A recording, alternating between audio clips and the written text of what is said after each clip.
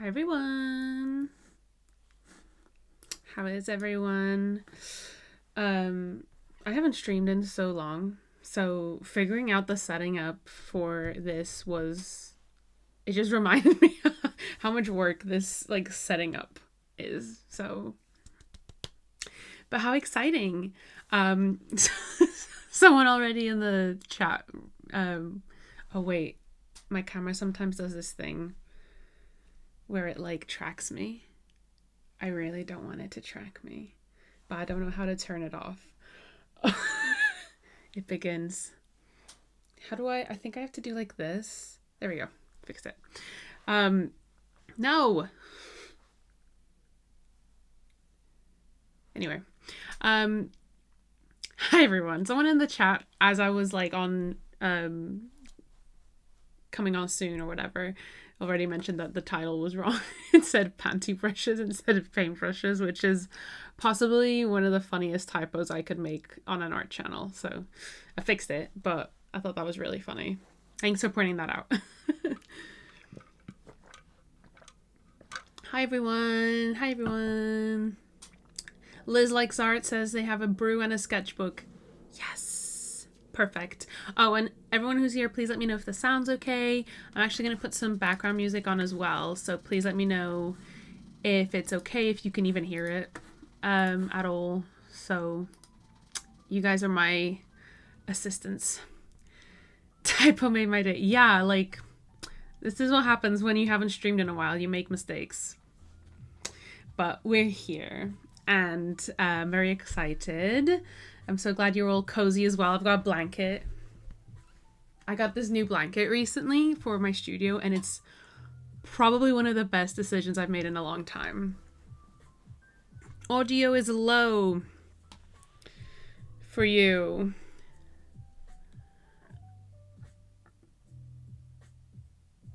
Don't know how to fix that. Maybe try turning it up. Good mornings from people who are on the other side of the planet. Good morning, everyone. Hi, everyone. Hello, hello, hello. Yeah, my audio's on max, but my mic can't be very close to me because you'll see in a bit I'm going to be painting. So, this is as best as I can do. Might be. But yeah. Shall we just... Oh, yeah. Sorry. Someone mentioned the Miffy lamp. I was about to start working, and then someone mentioned the Miffy lamp. So, where is it? It's mirrored. Look at my daughter. My daughter. She's like an official Miffy lamp that I got secondhand for 30 euros, 20 euros or something like that. Bargain. I love her so much. She has a little remote as well. So I can make her a bit warmer. Look at that. Obsessed with her. She is so cute. Yeah, I love her very much. Snuggly blankets are the best. Before I get distracted, let's just get onto the drawing stream setup. Hello. So, camera not working. Slay. Give me a moment. We're fixing this on the go. There we go. So this is the drawing that we're doing today. I sketched it out beforehand so that we could focus on the painting and the actual paintbrushes today. So if you missed the whole ordeal, today I'm going to be using the paintbrush set that I made with Craftamo a few years back now. This is from a few years back. If you can't tell from how different my style sort of looks a little bit from the packaging on the box, but you know, growth. So yeah, I'm going to be using these paintbrushes and talking to you guys about the discounts that they're actually having right now, which is the whole point of me doing this stream, because Craftamo are doing two really big discount sales at the moment, which means that you yourself can also get one of my paintbrush sets that I'm unboxing here. You can either do 40% off using the code Pypah40, at checkout. Or they're also having a buy one get one free promotion at the moment, and you can use the code Pypah B1G1. So buy one get one, you know, Pypah B1G1 at checkout. So if you do want to get 2 sets, you can just use that at checkout, which is super exciting. But yeah, all of that is also in the description of the video of the live stream, I'm pretty sure. So hopefully I remember to do that. But yeah. I did an unboxing and a whole video promoting these back in the day when they came out, but I had a second set, so I thought we'd do an unboxing again. So yeah, the set comes with like, obviously a little information card and stuff about me. It's all very pretty. And then it comes with 7 paintbrushes. And there's like a bunch of different sizes and shapes of brushes in here, and I designed the whole set myself when I did this collaboration with Craftamo back in the day, and these are basically my go-to paintbrushes for portraiture and just painting with like any wet medium, really. I just, you know, love a good mixture of shapes of brushes, and of course, if you know me, I love a good detail tiny paintbrush. So keep your eyes on the size of this one right here. Oh, the number 0. She's the girl. She's the moment. But yeah, as you can see, we've got like 2 flathead brushes, 1 sort of round flat brush, and then we have 1, 2, 3, 4 round brushes like this, and obviously the little teeny tiny detail one, which is probably my favorite one, because that's the one that you get to do all the really tiny details. And like, I mean, I'm talking like eyelashes and stuff. It is mwah, perfecto. So that's what you get in the paintbrush set. And they're all really, really high quality. They last you quite a long time. And you get a really cute box like this as well. So I'm biased, but I quite like it. I'll just keep that there. Yeah, some people have saying that they have already gotten the set like previously and they really, really like it. They're good quality. So yeah, I take it from them.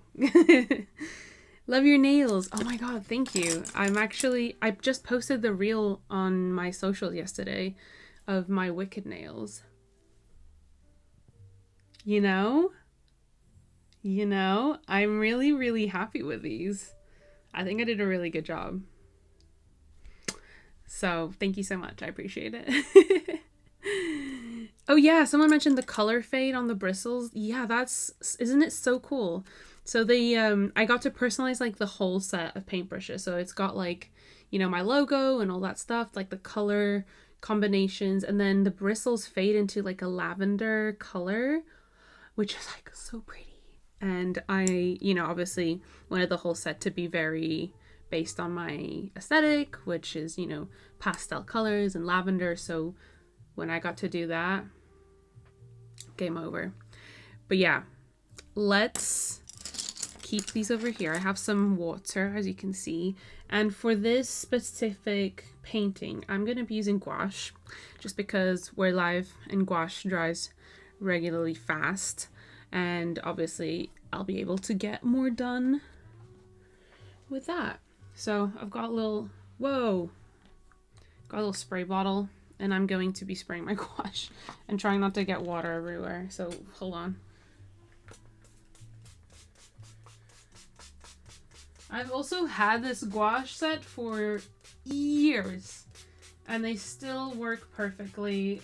I just have to like reactivate them every time.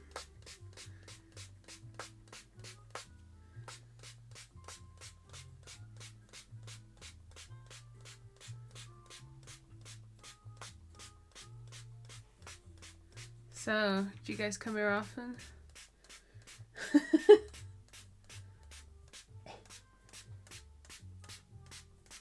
I think that should be enough for now. If not, I'll keep the spray bottle at hand. So, I've also got my little color palette that I've decided for this painting in front of me. So if you keep like seeing me look over there, it's because I'm looking at my color plan for today. So, let's get started. I'm very excited. I'm I'm going to start off with making... Oh, I should also wanted to mention, I actually cleaned my palette, which happens once in a gazillion blue moons. So please be proud of me. I'm very proud of myself. And if you momentarily see me messing with my phone, it's because I'm filming also the process of this for socials, because I am forever trapped by the monster of content. But yeah, we got this. We so got this. So let's start off by just getting some color down on here. So for the skin tone, I'm using the number 10 round flat brush for now, and just making like a sort of orangey brown color and adding in some yellow, because we all have a bit of yellow. And then I'm gonna use a very watery brush just to get the first wash down, because then if I don't really like the color, I can always, you know, go over the top with a more correct color. But yeah, just for now, I just want to test the color palette. As you can see, it's quite orange, and I'm probably going to fix that in a second. But yeah, just for now, just getting those, you know, first washes down. So let's do a bit more red and pink in here. And that'll probably get me closer to the color I want. Yeah, that's a bit better.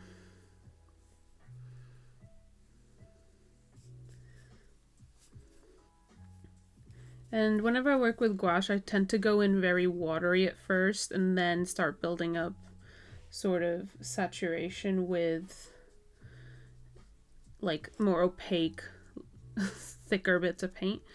That makes sense? And while this is wet, I'm gonna just add a bit more of this color here. So gouache doesn't work so much like it does with watercolor, so mixing wet on wet doesn't sort of fade like watercolor does typically. So that's why you want to work in thicker layers. It's like a mixture between acrylics and watercolors, essentially. Big praise for the clean palette. Thank you, Judas Black. Thank you. Yeah, spraying the dry paint is the most satisfying part. Like, reactivating gouache is so satisfying, especially when they're dry and crackly like mine. They look so gross. But I'd feel horrible throwing these away. They're like, I've been using them for so long.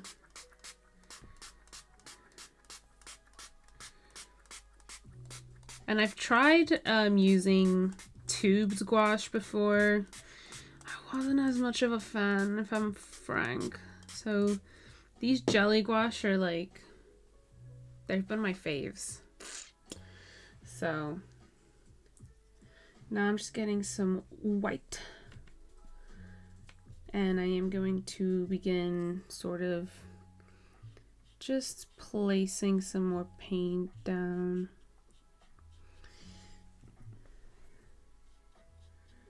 Actually, some white as well. I mean, yeah, white. Some yellow for the highlights is always a bit better. I always feel so free working with gouache because there's so little pressure. Because, you know, you can just always go over whatever mistake you just made with more gouache. Fix it. It's all good. I don't know. I always feel really cool. Ooh, that's dark. Ooh.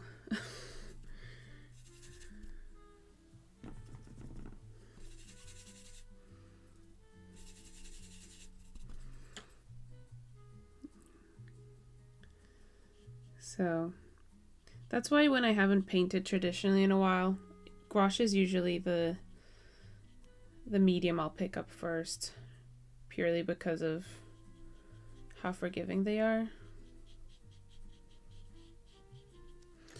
And I think I'm gonna start switching over to a smaller brush in a second, just because I am just laying down some big juicy bits of color for now, and then I'm gonna start adding just some details. Nothing crazy, but you know, just some details.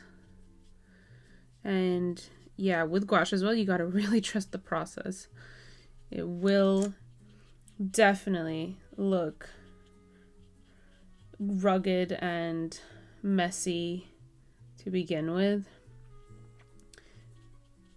but that's why we like it. Like, look at this mess right now. It's a lot. But she will look cute soon, promise. I'm gonna switch over to the number 3 flat brush and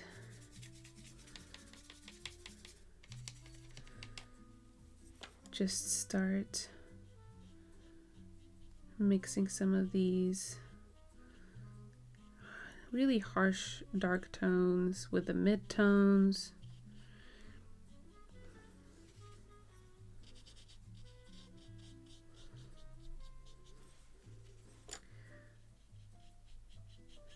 And you'll see what I mean, because obviously right now I'm working a lot with wet, but once that first layer dries and then you can start working in layers later on, that is when it gets really satisfying. Because for now I'm literally just laying down the groundwork. I'm not even too fussed about the colors, like if they're exactly the hue that I want. This is just the sketch, you know, the colors sketches. God, yeah, she is yellow right now, huh?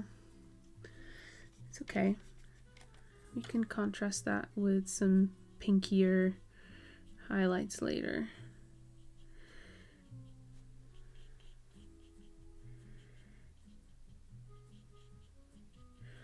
So while that is drying, I'm gonna start adding in some flats for the blankie that is wrapped around her.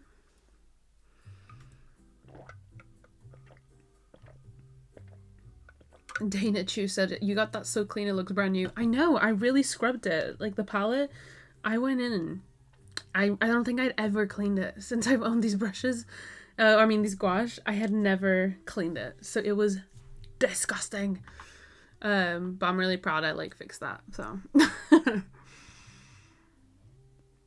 Dana also asked, I have the same gouache palette but haven't tried it yet. How do you like working with it? I was saying earlier, I really enjoy them.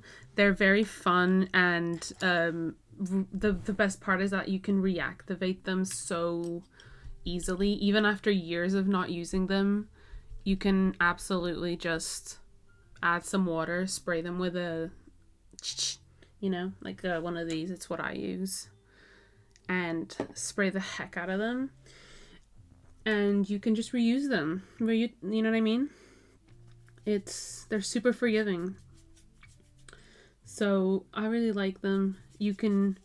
I think gouache are such a good versatile, I say this all the time, but they're just very versatile of a medium.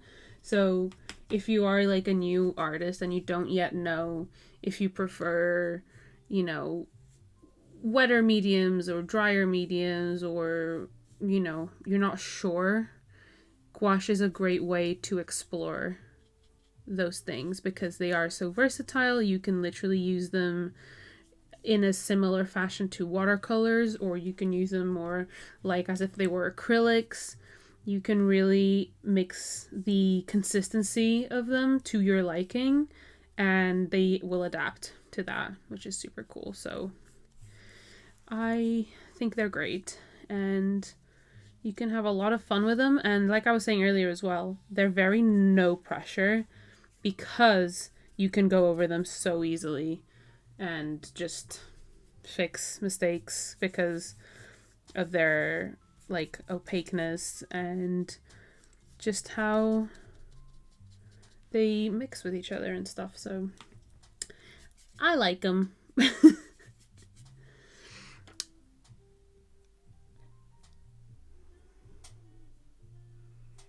I always have a hard time not deactivating the gouache underneath when trying to fix things.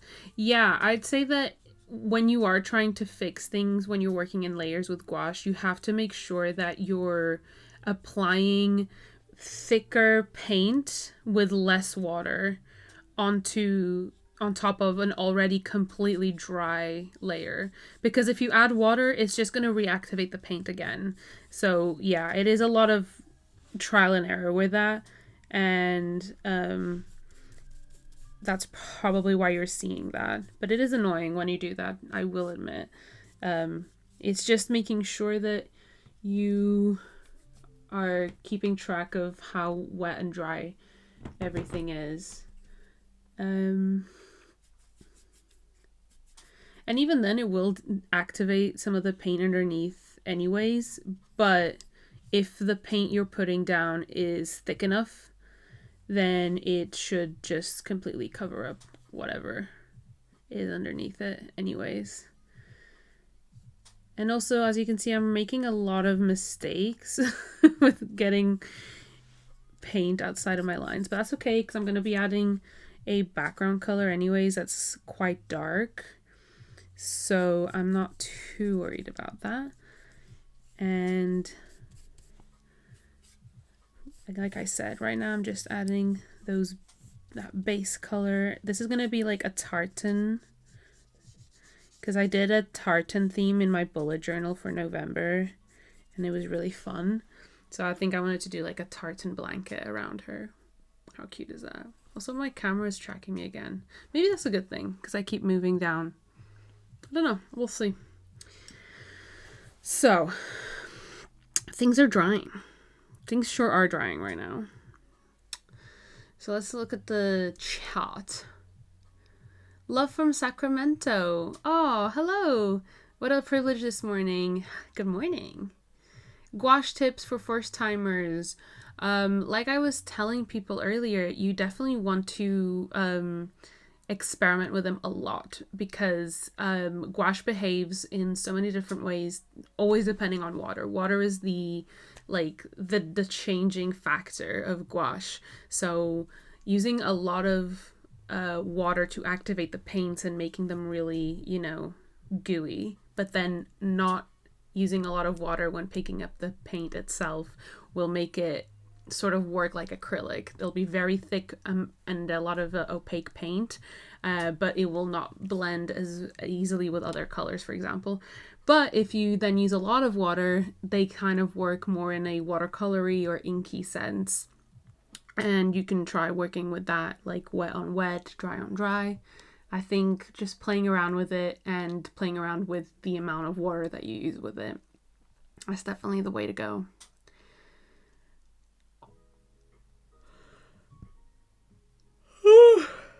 Liz says, I'm drawing along in my sketchbook, drawing the Renaissance girl that's trending on Insta at the moment. I think, oh, I do know about her. Yes. She's got very good reference images. That sounds very cozy, Liz. Looking forward to finally using them. Thanks for the mini review. No worries, Dana. I really like them, and I think a lot of other artists that have had them over the years recommend them as well. They are just very versatile and beginner friendly. So, and they're just like in a pan, like a watercolor pan set, which is very handy. Like I posted a video a few months back where I took them out to do plein air painting. So I was painting like in a park, and I literally took this set with me because it's just so handy to use. So that is my ringing endorsement.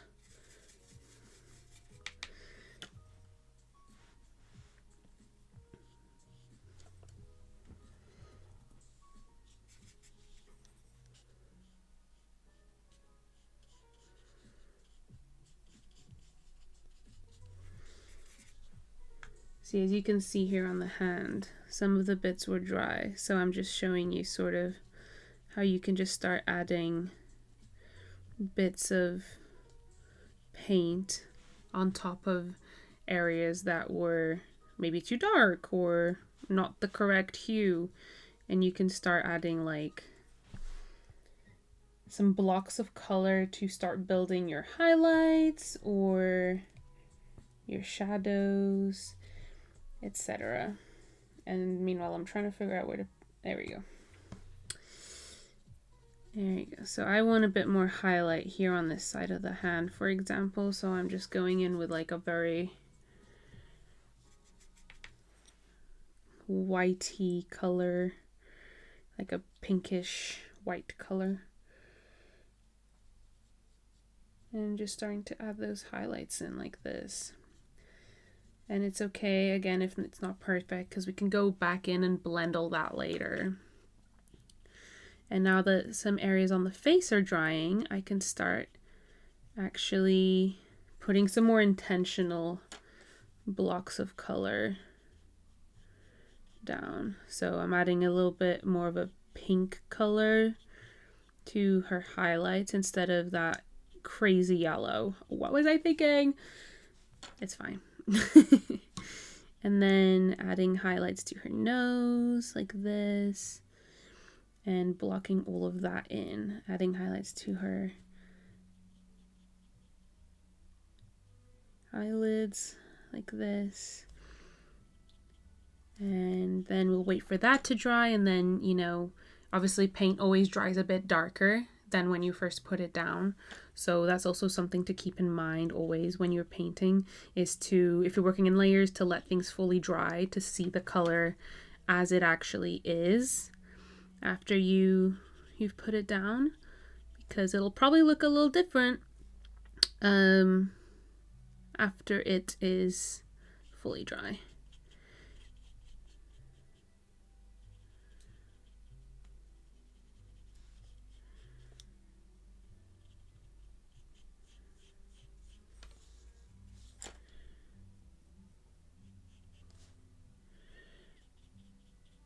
Okay, and then I'm gonna make a separate color here that's a little darker, just to start adding in some dark to mid-tone action.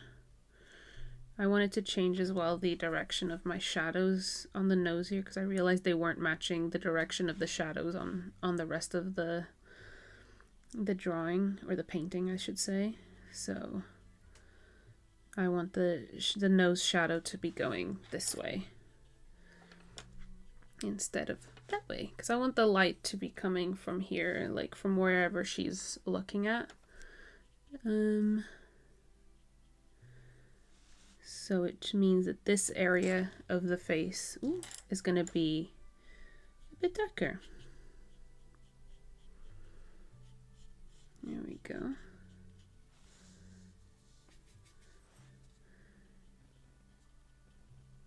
You see how, like, literally just on the second, you probably can't because there's a lot of glare going on with the light.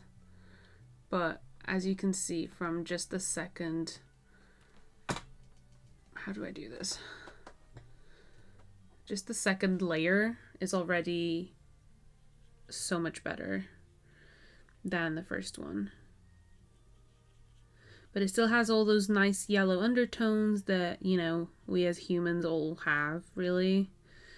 So that's why a first wash is quite important. It sets undertones and gets rid of that harsh white background when you start adding color, you know. It just creates a bit of a different canvas that you're working with.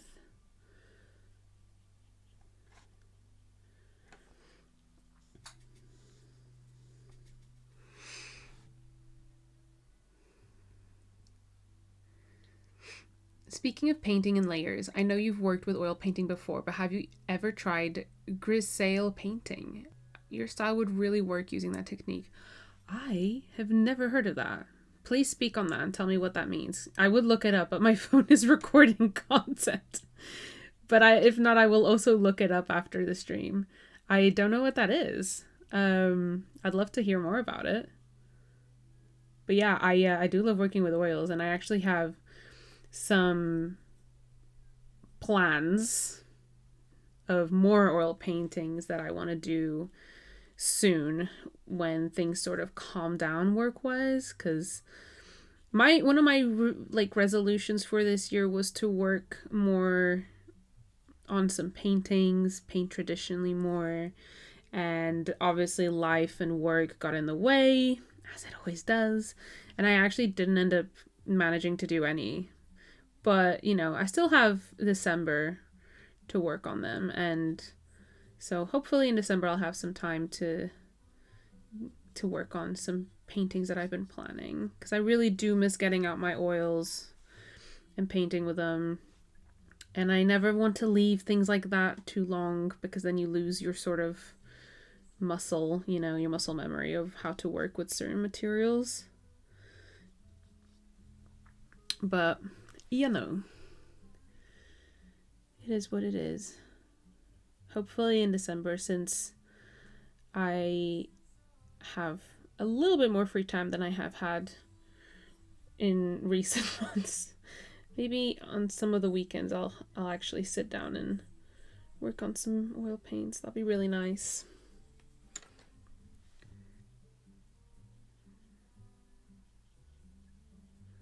And again, I'm still using that number 3 flat brush to add in all of these shadows. And while I'm here, I'll add in just a little flat color for her lips as well.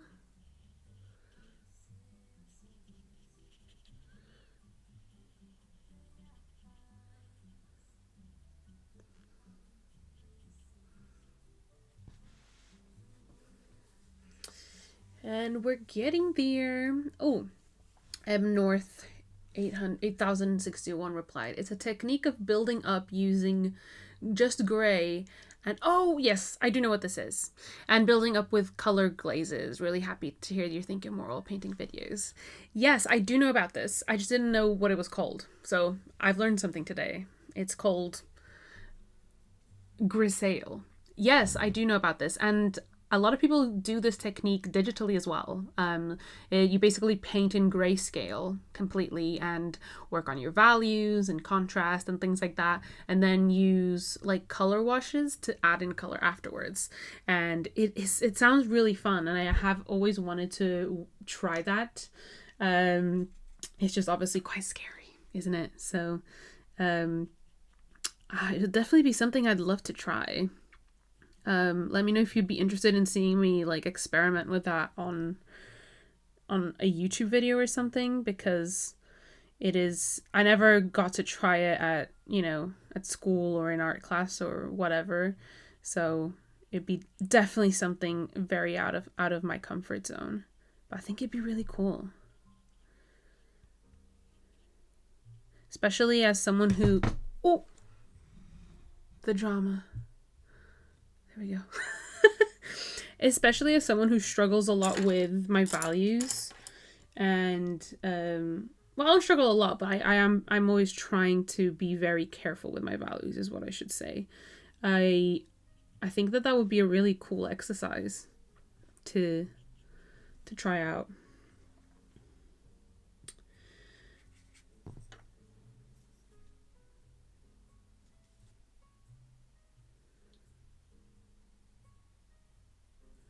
But yeah, I do follow some painters online who do work like that, and it always looks like magic when they just start adding in those washes of color, and it's just like everything just comes together. It's so beautiful, so impressive, so masterful.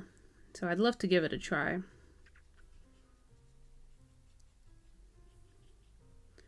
But it is something you can do digitally as well. I've seen some digital painters work with that technique as well, because you can, because they do that a lot with, and then use color maps or color gradients or whatever it's called, digitally to do that as well. And I'm always so baffled watching them work that way because I do not know how to work with color gradients or color maps. They are so confusing. So watching people like know what they're doing using those techniques is like, again, it's like magic because I really don't get it.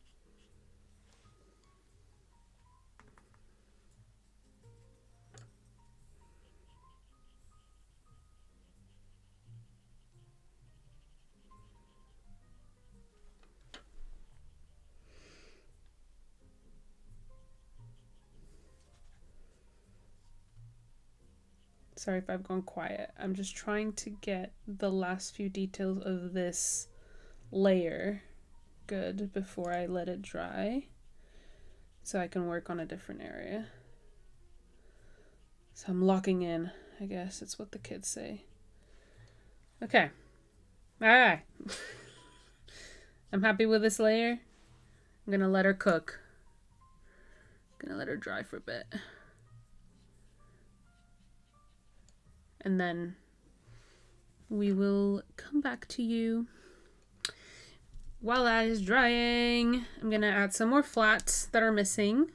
As you can see, I'm gonna add the flats to her sweater. I'm trying to use a lot of autumnal-like colors in this painting today. So there's gonna be a lot of like greens and browns and like even the blues and stuff I'm gonna use are gonna be very sort of on the greener side, just to catch that that autumnal feeling. So that's still too I kind of want it a bit more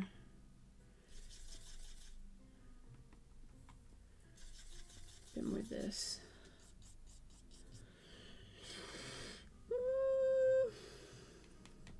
I want it a bit grayer. Well, now I've made it actually gray on my palette, which is not what I was intending to do. Whoops, let's go, let's backtrack.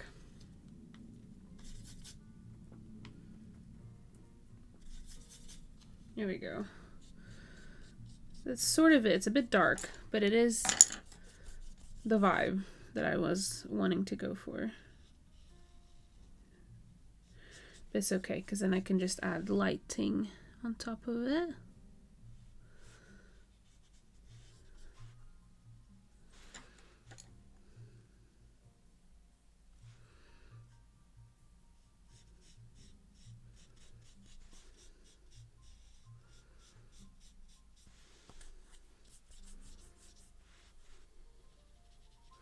This is why using a flat brush is so good, because you can get such crisp lines when you're working in sections like this. You can get really good at painting within the lines.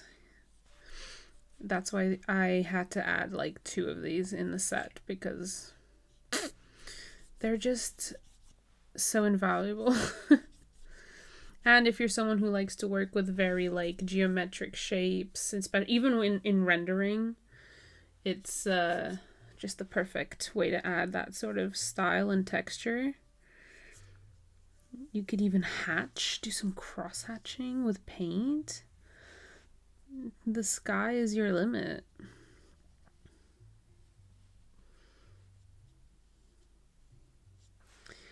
And I can tell now that the pencil I used to make the line art is quite a waxy formula, because sometimes the paint is like faltering on it, which is fun. I don't even remember what pencil I used to do this. It was just kind of something that was lying around. But it clearly has like a waxy consistency to it because it repels the paint at first pass, which is very interesting. So, now that that's done, I'm going to add the color of the ribbing of the blanket. Ooh!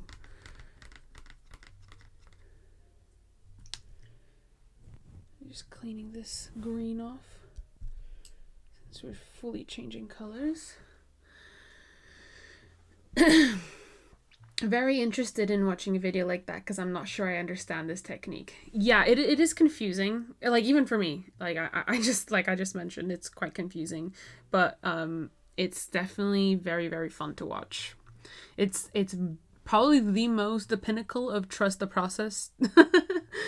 But if I do ever do a video like that, I'll definitely be sure to explain it as best as I can.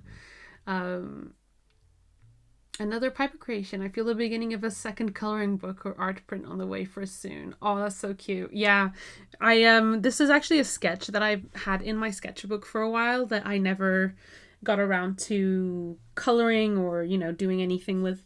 So I'm really glad that I took the opportunity today to actually give it a second life, I guess, and make it super colorful and autumnal.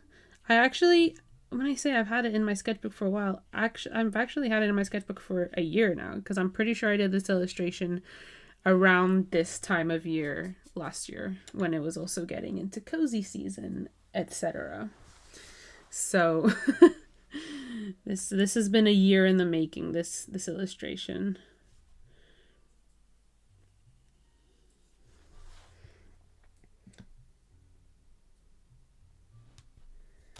Oh no. Sorry guys, phone storage is full. Give me a momento.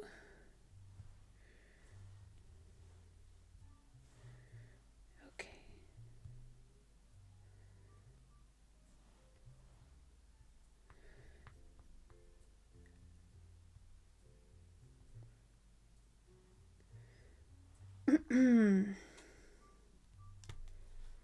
Here we go.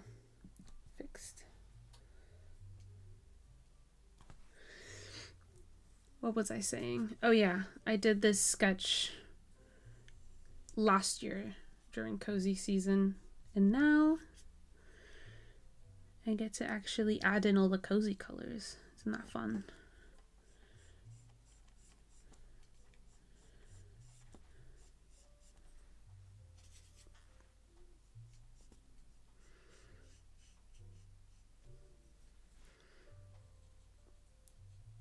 Let me know if all of you can hear the little quiet music I have in the background as well, or if I'm the only one vibing to it.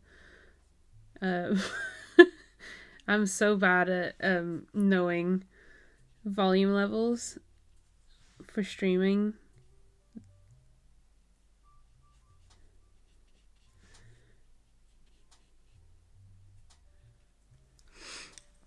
Can't wait to get my brushes. Yay, I'm so excited for you.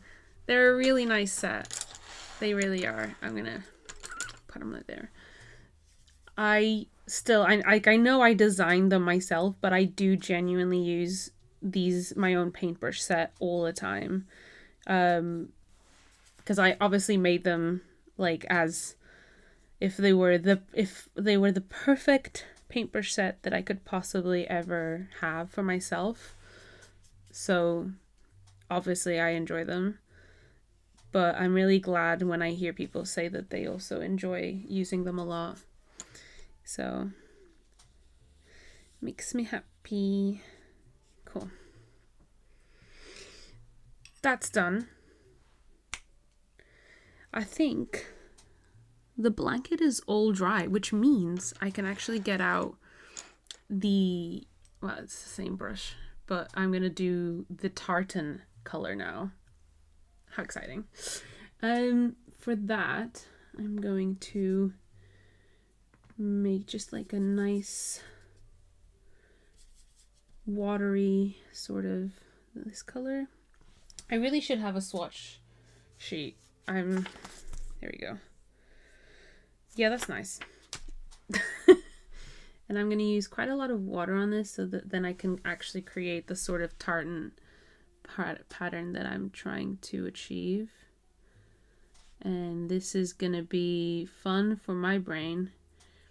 I don't know why I always decide to do pattern fabrics when they have like fold and stuff. People can't hear the music at all. What about now?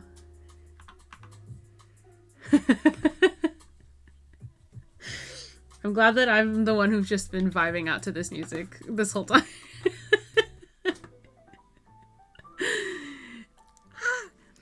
It's okay. Let me get the chat back up.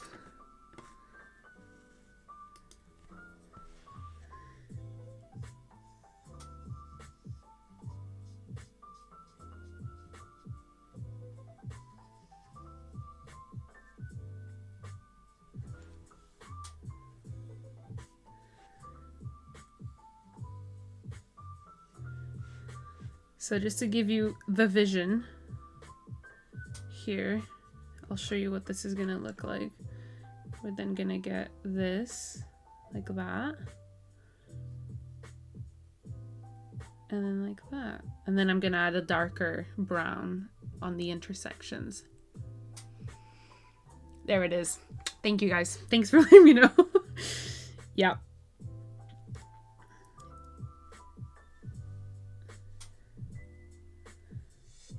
The music in the first bit of the stream was just for me. It was just for me, guys.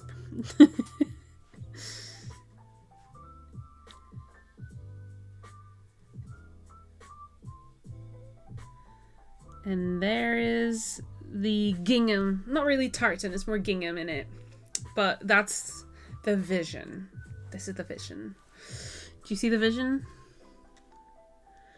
So now I just have to repeat this for the entire blanket.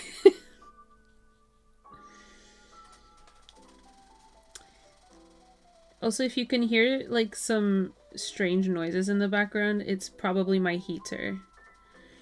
Sometimes she just goes a bit loud. And it kind of sounds like a fart, but I promise you it's not a fart, it's just the heater.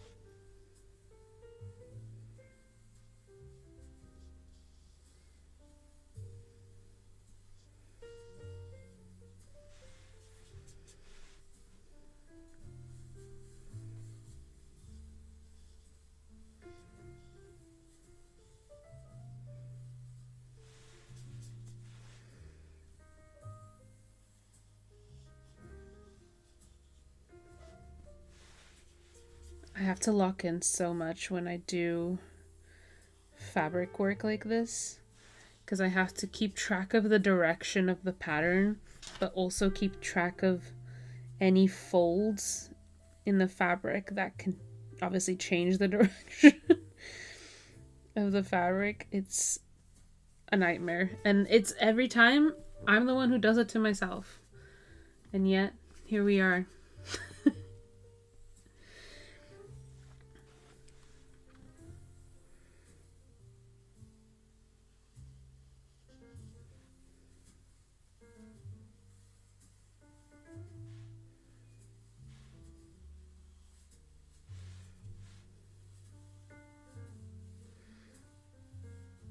So this is that, and then I'm going to add the vertical bits like that.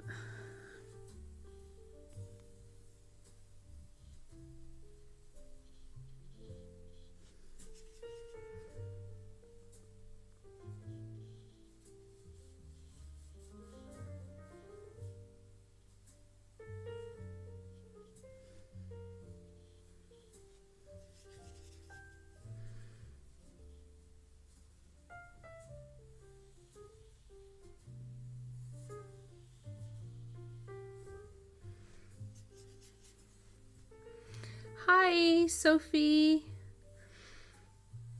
Thank you for joining us.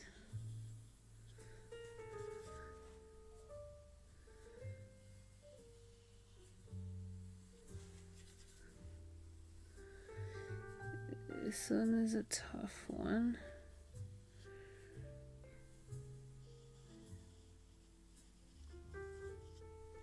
Because these are going to be some very long stripes.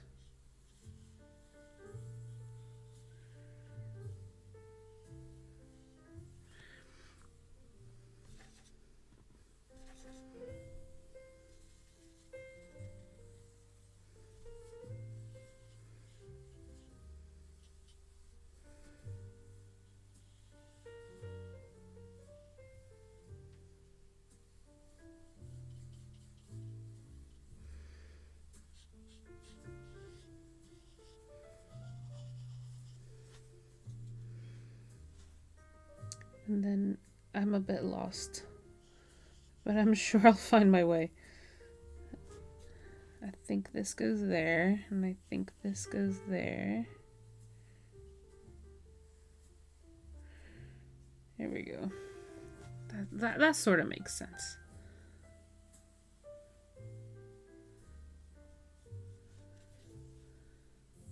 And then... Whew. So that's one side. I wouldn't know how to do that without a reference. Honestly, I just really enjoy drawing fabric, so I think I've got a lot of practice in knowing how fabric works, and then with that, it's kind of like if you've ever played a game where you use skins or, you know, like pattern skins on top of a model. It's sort of like that, and it's just if you understand the 3D scale of things, then it's a lot easier to understand how a pattern would like move according to its base. I hope that makes literally any sense. But yeah, it is hard. It's like mental arithmetics for me. I'm sat here like working it out in real time. I just think I've got a lot of practice, which makes it look easy. But I am working it out in my head.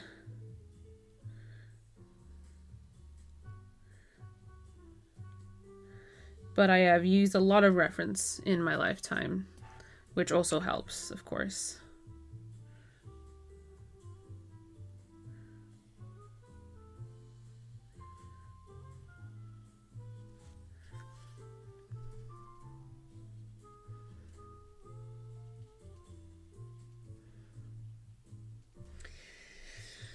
And it's just stripes upon stripes, really. And I love stripes. So I've got a lot of reference in my own wardrobe.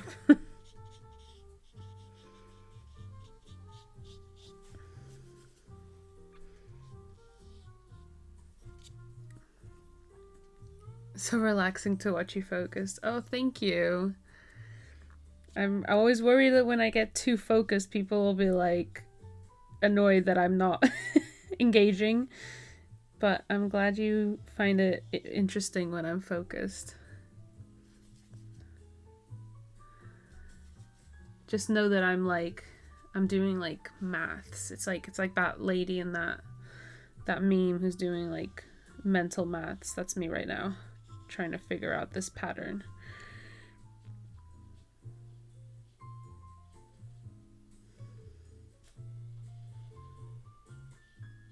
Like, I did a much worse version of this a few years back, or last year I think it was, where I did that illustration of a girl on a picnic blanket on an A3 piece of paper with markers, and that was hell, because it was pretty much the entire piece of paper was just a picnic blanket with gingham, and it was so much fabric folding and creases, and oh my god, it took me so long to just finished that one part of the illustration. It was insane. I finished it and I was like, and for what? You know? I still look at that illustration and I think to myself, I can't believe I made the decision to do that, but... And again, no reference either on that one. I was just like, oh, I'll figure it out. The figuring out was not fun.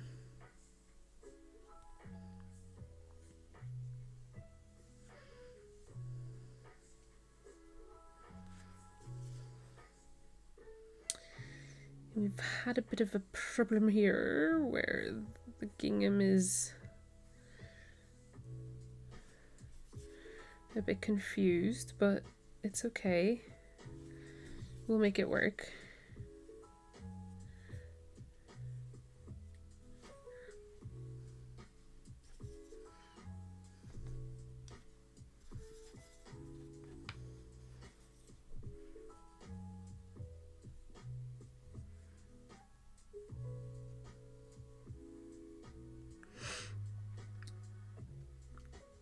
Yes, watercolor pencils in Pypah's coloring book. Yes, exactly. That illustration is in my coloring book. That's very true. So sorry that I actually made all of you have to do that as well.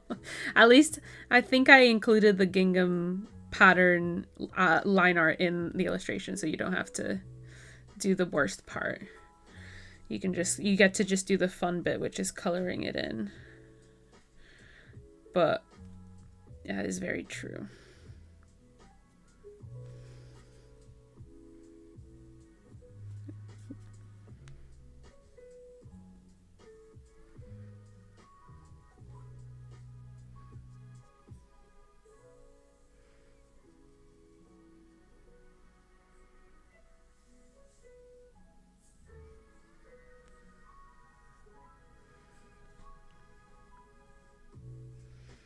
We're almost there. Just gotta now add the horizontal part.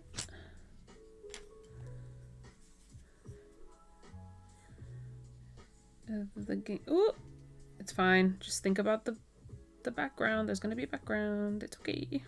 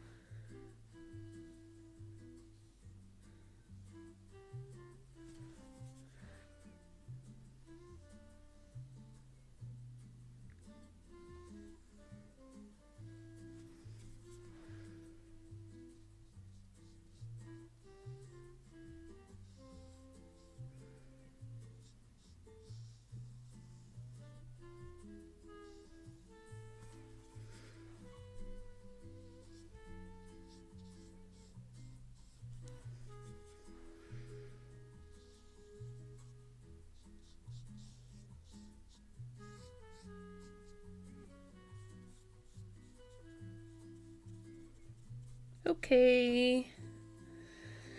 Did it. Now I just need to wait for that to dry so I can then go back in with like a dark brown and just fill out those little bits where they overlap, just to add a little bit more of that gingham look.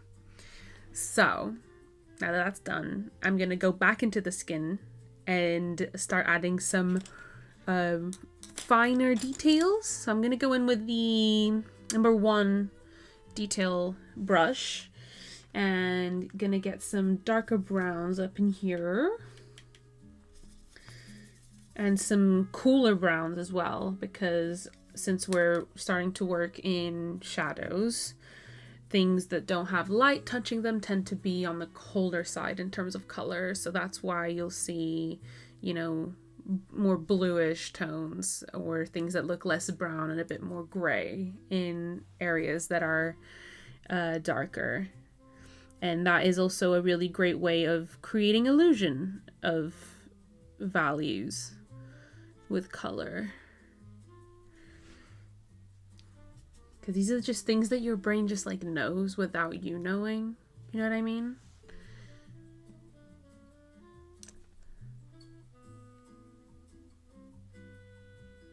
So for example, you know,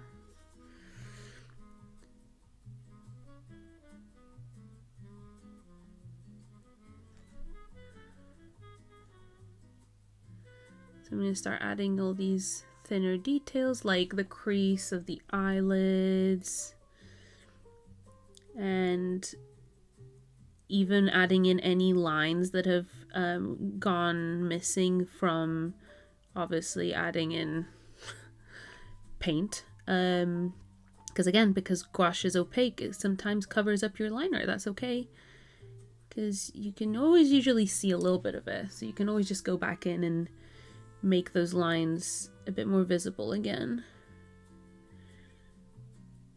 So that's, it's all good.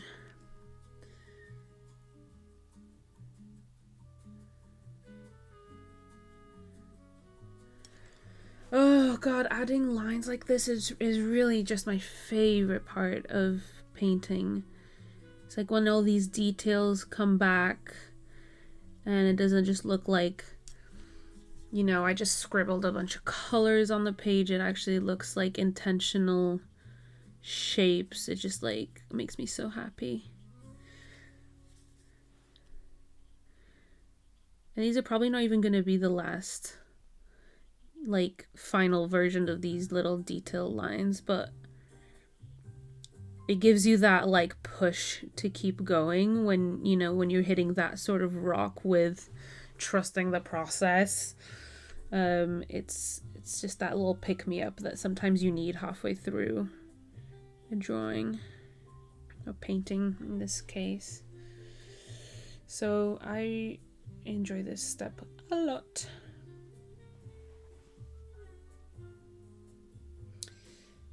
So I'm gonna now add a little bit of a lighter mid-tone to these shadows and start painting in some mid-tones to these shadows that we've just added. So that means adding sorry about that, a little bit of yellow, a little bit of pink, and again warming up that color again, because we're creating that transition between the warm colors and the dark cold colors.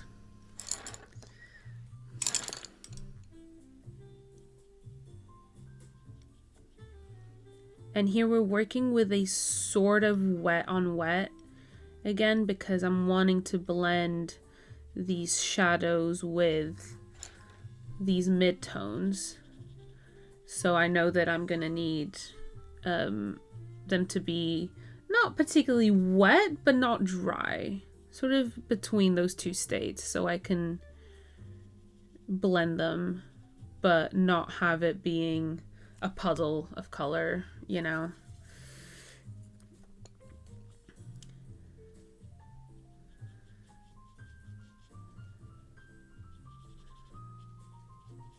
And also creating all these shadows created from her hair, which we will be coloring in soon, I promise. And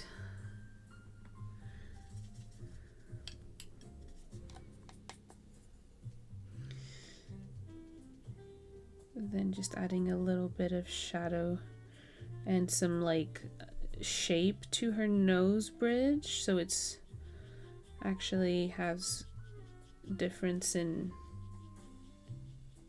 shape, so you can see where the tip of the nose is and where the ridge is, creating all these pops of highlights really from creating the shadows and then adding the highlights. And it's all of that's basically what rendering is going back and forth with your lighting and with your shadows, and then pushing and pulling on each of them until you have shapes form, essentially. This needs a bit more pink, which is basically just a little bit of red watered down.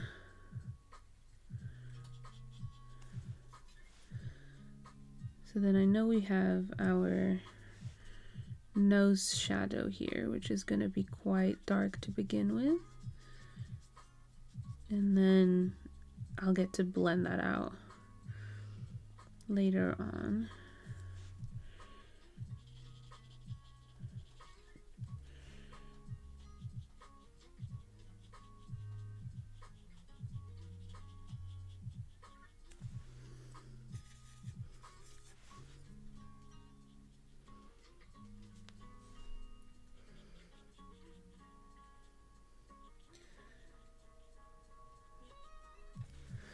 And I also want to add a bit of blushing at this stage, because I know that she's cold and chilly.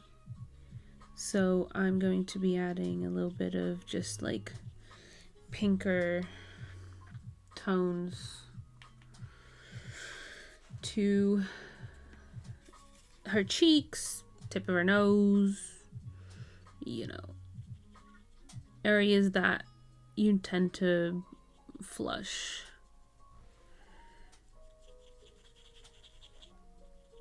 And then kind of try and blend those in.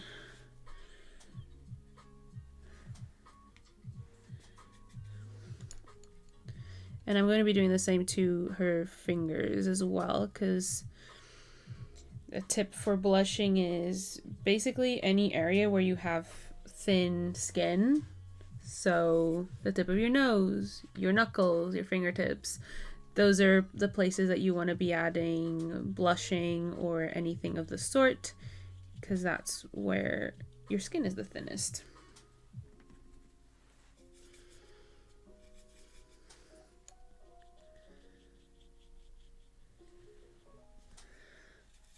So adding some blushing over here.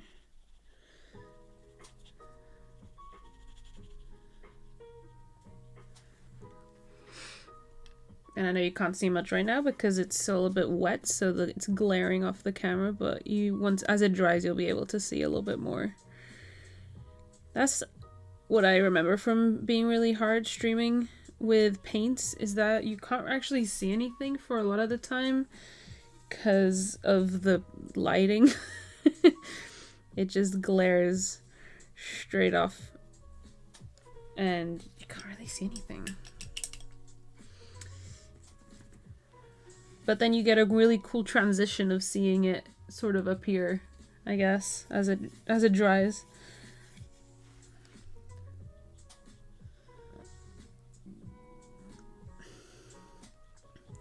I am gonna have to come in with another layer of highlights because I've lost a lot of my highlights here from just adding in all these,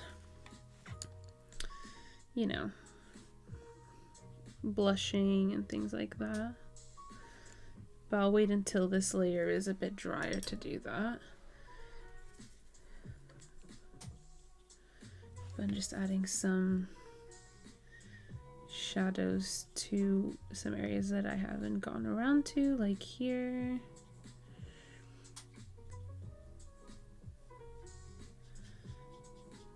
And here.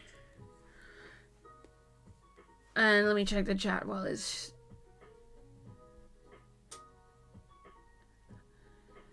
I do love watching people paint with gouache as ambiv. It's a medium I really struggle with. Yeah, it's a bit of a learning curve with gouache. I do understand that. I wasn't a fan at first either because I was struggling a lot with trying to figure out how I personally wanted to use them and struggling to get the results I wanted with a medium that I was struggling to use, which is obviously all very frustrating. But I think with gouache, it's such a euphoric moment of aha when you do finally figure them out and trust the process with them and start, you know, actually producing stuff that you enjoy with them. So I always encourage people to push through when it comes to gouache.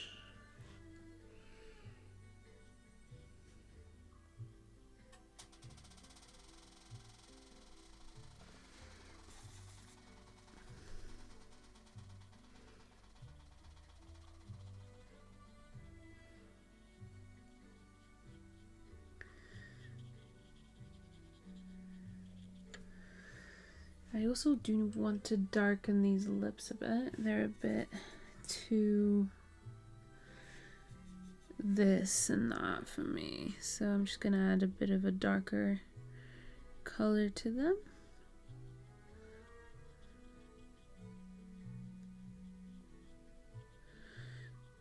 There we go. I like that more. And now that I've got this darker blush color, I can also go in and add a bit of a darker blush to blush areas that are in shadow.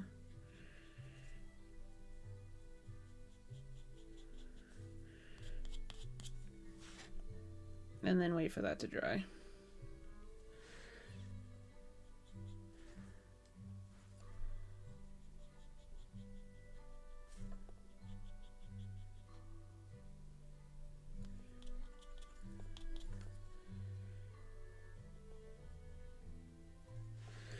And actually, now that I've got these colors already sorted, I can go into the hands and sort of add in all of this exact same process, but not having to figure out the colors at the same time. And then I will look at chat while this layer dries. We can have a chat.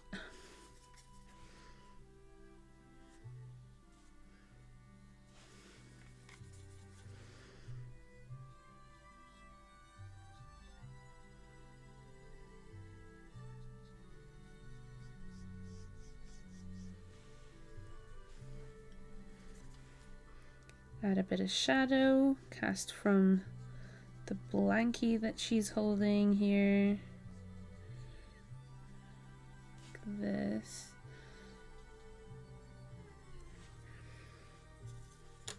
And here as well. There we go. And then at a later stage, I will make all these shadows here that look like they're really washed out and make them a lot more pronounced with some more of a line art. So, okay, I'm not mad at these hands. I don't think they need to be perfect, but cool. I'll let that dry for now. Guys, I forgot to do gingham on this side. Oh my god. I can't believe it. When I thought it was over, it wasn't.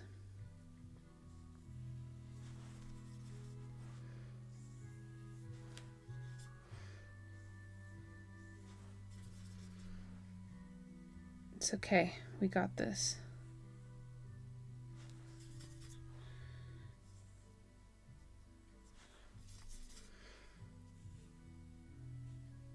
Okay, fixed. Now we can look at chat. I love how the letter has a little bit of a reflective light from off the blanket. Thank you. I am trying. I want the lighting to be a little bit warmer once I actually start adding in those lighting details. Probably on the next pass I do here. So that'll make a bit more sense. I'm going to be adding some more yellowish lights. I can't explain it, but I think my art is genuinely cooking, having your voice in the background. I think I'm just in a peak chill zone. I'm so glad to hear that, Liz. I really hope that you're just feeling those creative juices right now.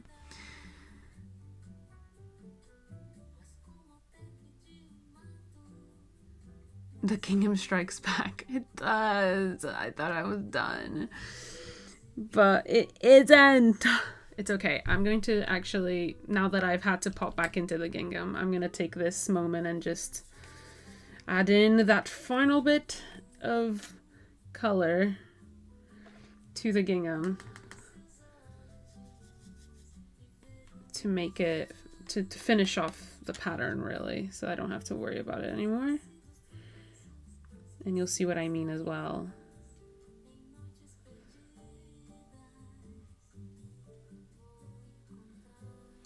Do you see? Do you see the vision? So a little bit of just a little darker brown here in these areas where the pattern overlaps, so that it really pushes that pattern, you know?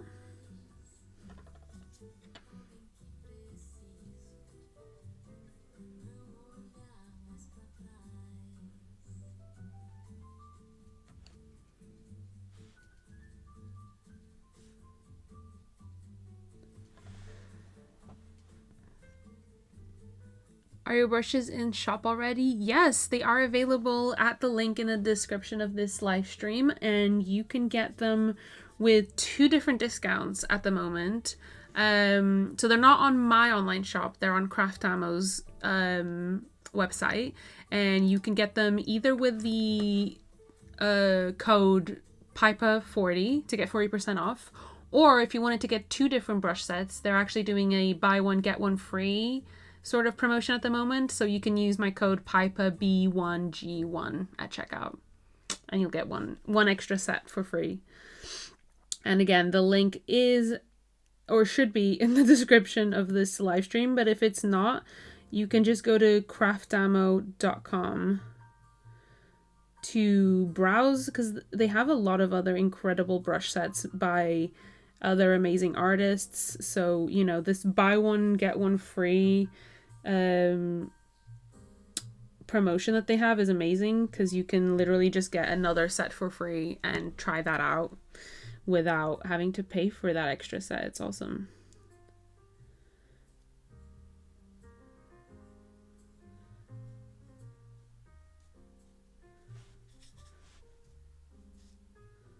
And it's also perfect timing for gifting season. So if you have a friend who, you know, wants to get into painting and you don't really know like where to start in terms of gifting them paintbrushes, these sets by Craftamo are an amazing gift, because they're already been curated by artists that know what you're going to need in each set, so you're good to go. It's very clever.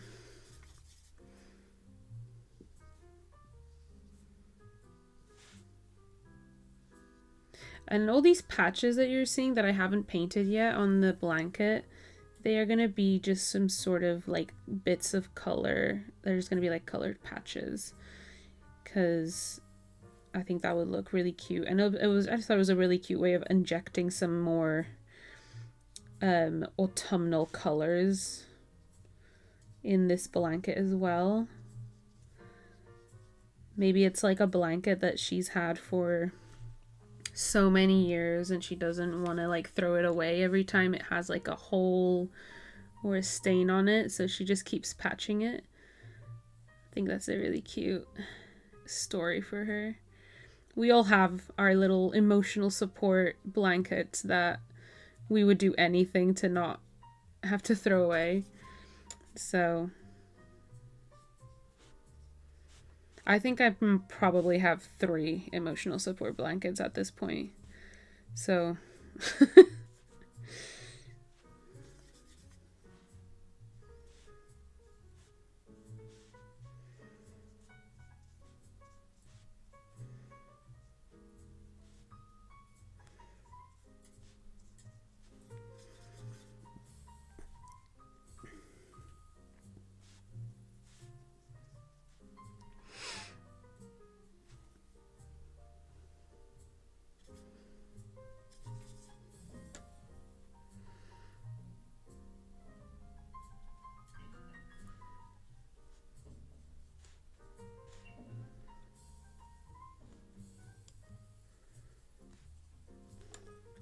Almost done with all these little squares.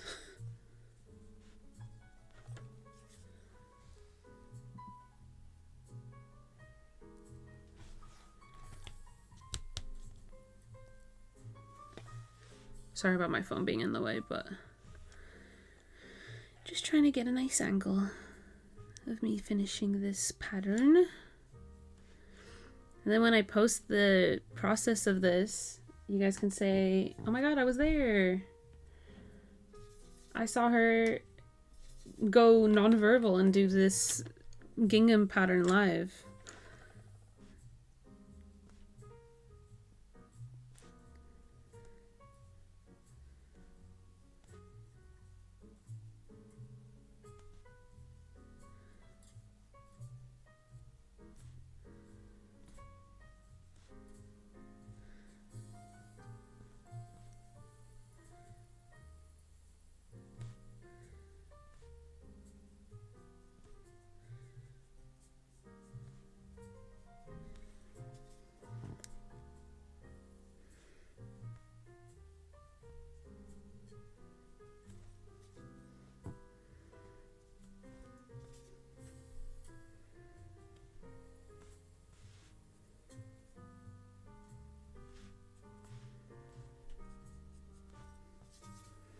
And I'm not forgetting this sleeve this time.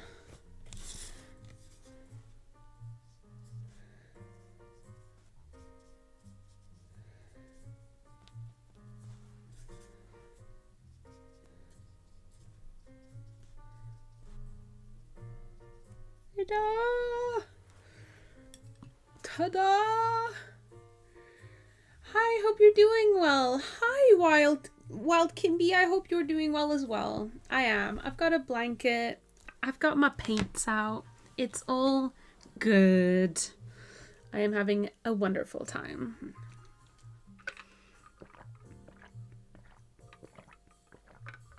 Mr. Miraja said, I got an order from your shop a few months ago and I'm obsessed.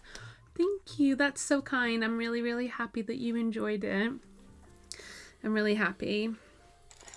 I will be also doing a Black Friday sale, everyone. So if you have been wanting to get something, I'd say wait about a week and a bit. Because I'm going to be doing a Black Friday sale for about a week or two. And it's going to be probably my biggest sale yet. So lots happening. Okay. So now the face is dry and you can kind of see the situation. I'm going to go in and start adding those final details. I know I think I say that every single time I go back into the face, but I promise we're almost there. Promise. I'm going to get some yellows, you know.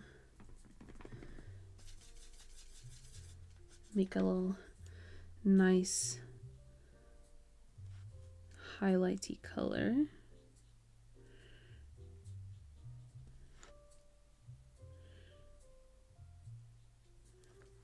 Maybe a bit more pink. Just a wee bit. So she doesn't look a little too jaundiced. I used to genuinely think I had jaundice when I was young.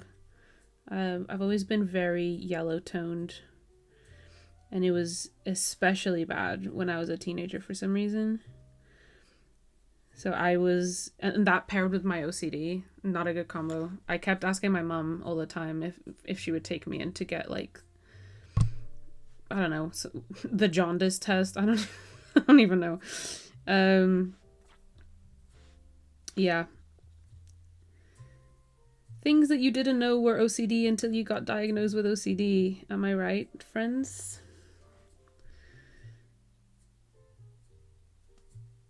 No, I was just yellow toned, which, duh, is a thing.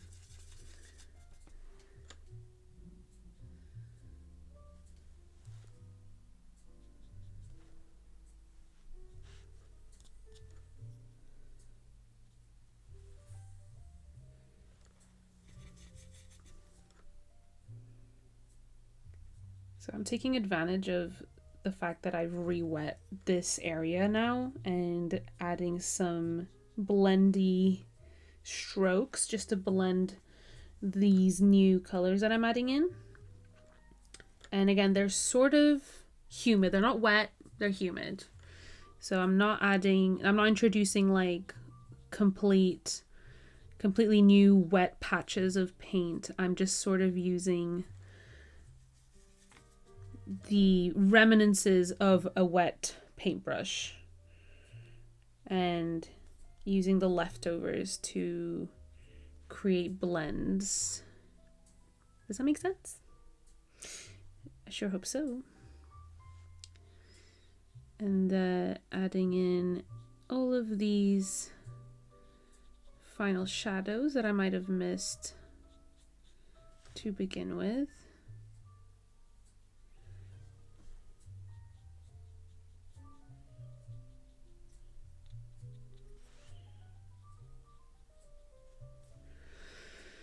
Until I'm happy, which is not something that happens often. I kind of just keep messing with it, but I'm sort of happy with it now. It looks a bit dark, but we'll have to move, I think. While it can be said, I actually finished your coloring book last night. I loved it. Oh my god, that's so exciting. I'm really glad you enjoyed it enough to finish it. If you have any pictures or anything, if you post any of them online, please tag me. I'd love to see people's like colored in pages. It's so fun. That's so exciting. Thank you for buying my coloring book. For anyone who doesn't know, I have a coloring book that's available on my online shop that you can buy, and it's an amazing Christmas gift as well for anyone in your family who enjoys being cozy and coloring in. You know what I think is going to help? Not to digress, but I think what's going to help is me adding in some really dark line art that I was already going to do to, you know, improve my values and whatnot. But I think that's going to help with what I think is making this look really dark in real life. I think on camera it's not looking too dark, but in real life it's kind of looking a little like she's a little sunburnt. But I think that adding this really dark brown graphic line art is going to really help this situation.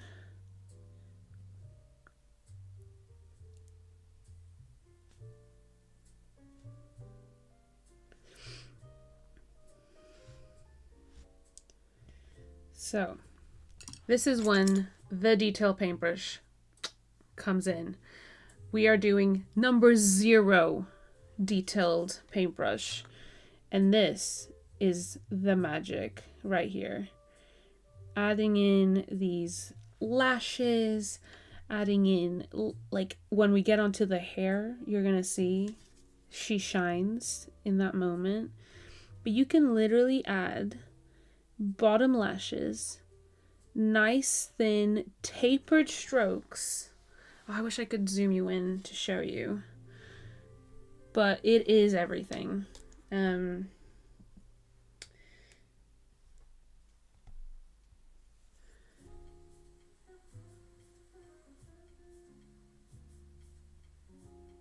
This is probably one of my favorite paintbrushes that I have, period. It is the perfect size. It is so tiny, and if it wasn't for her, I probably couldn't get in half of the details that are my favorite details to add into my paintings, and into like my portrait illustrations and stuff. Because with portraiture, you know, details are literally the pièce de la résistance. They're so important. And you know what? I still haven't added the color of her eyes, which is probably making her look a little weird to you guys. So I'm just gonna give her some green eyes to match her sweater. We love a consistent color palette.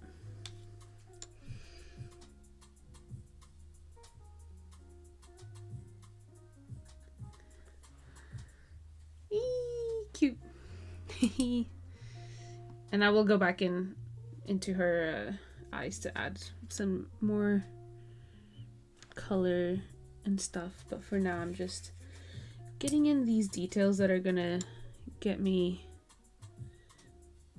feeling excited about this painting again. And also adding some shadow to her eyeballs.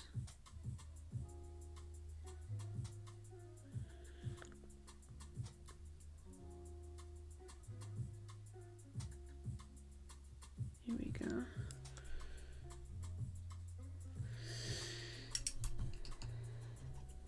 And then also adding in some darker colors to her brows, because then a lot of this is going to get taken up by, or covered up by, when we actually paint in the hair.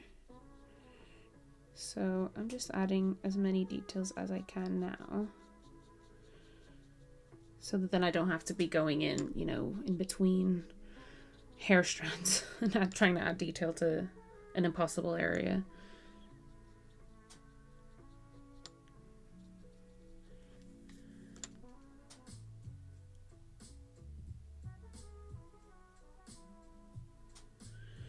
Cool. Speaking of Christmas gifts, I asked for your How to Draw Faces book as a present this year. I desperately need it. That's so exciting. I hope Santa brings it to you. And I really hope you enjoy it. It's my baby. I'm gonna also add that same process to the hands, so adding these lines that are just going to make everything feel so finished.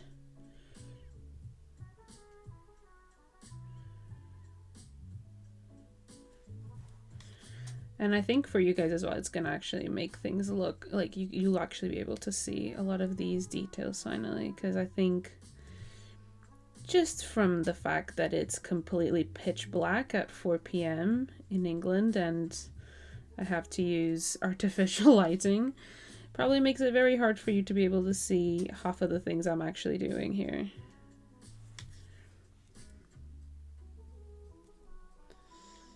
And then all we have left to do is her hair, the patches, the background.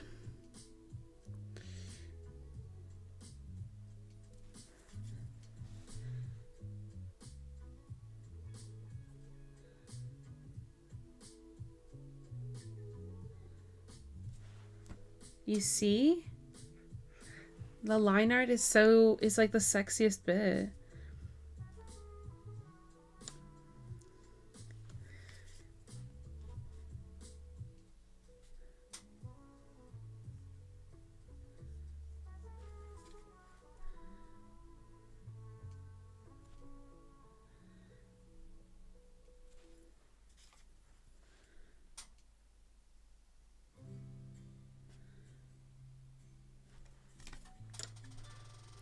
What is your favorite part of doing drawings, by the way? Because I'm out here yapping about how I love doing the details and the line art and blah blah blah blah.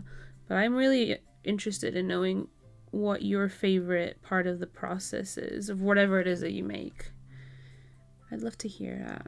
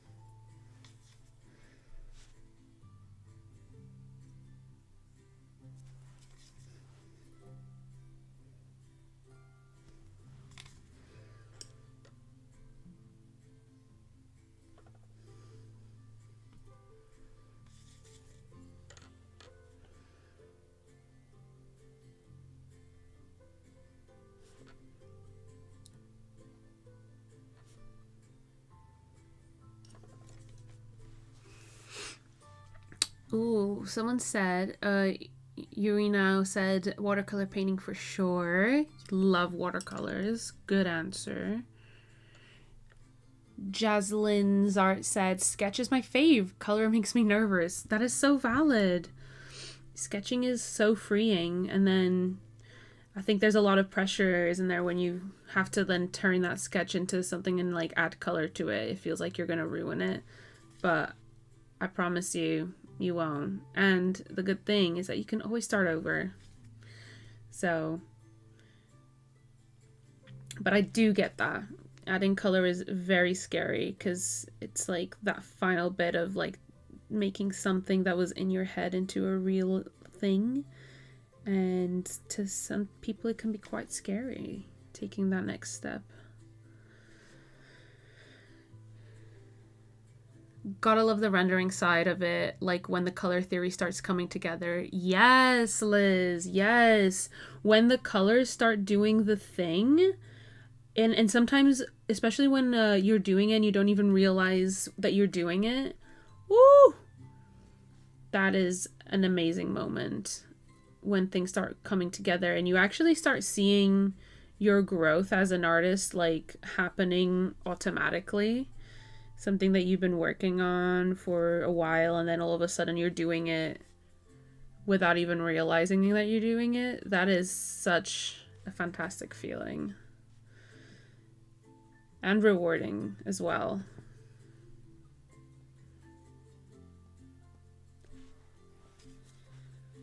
So rewarding.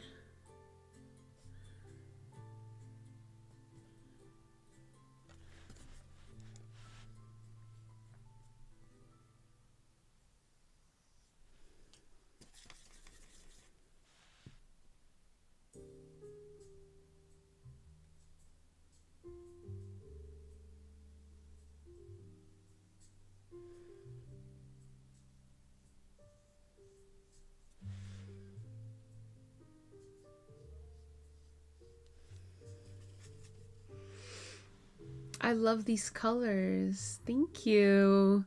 Very autumn, right? Very fall and very cozy. That was what I wanted for this.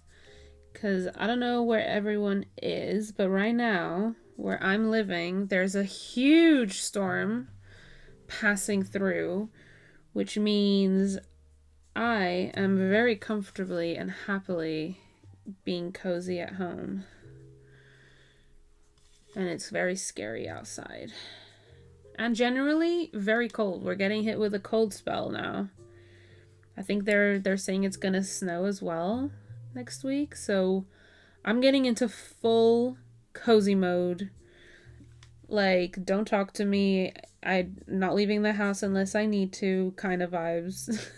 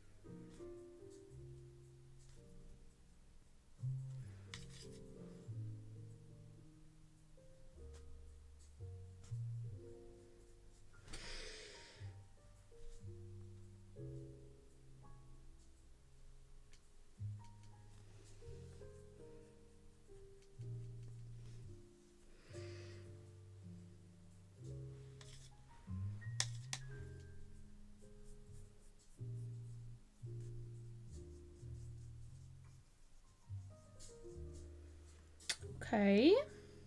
Pretty happy with that so far.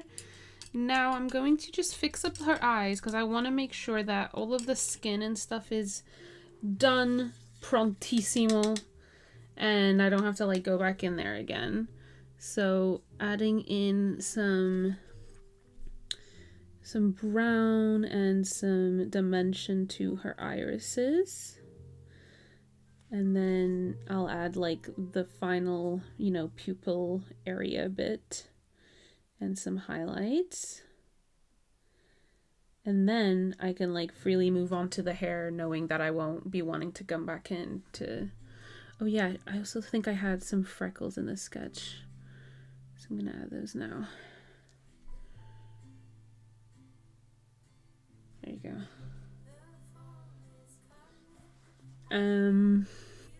Yeah. So now let me get some black. Ooh. Add in her pupil.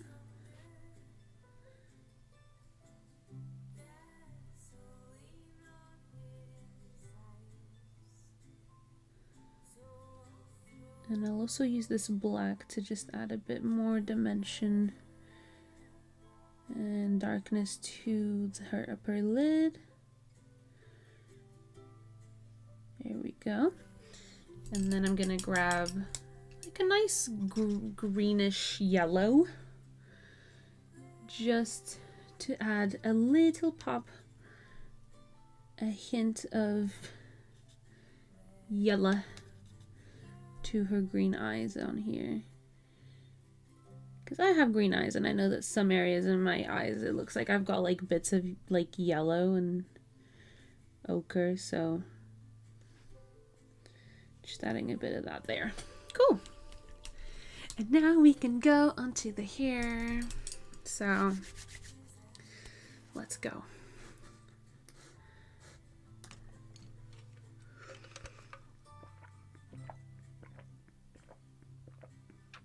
Oh, stay hydrated, everyone, please. I'm gonna get my color palette back up so I can see what I'm doing with the patches. I'm gonna do some varieties of red, I guess, because that's quite autumnal.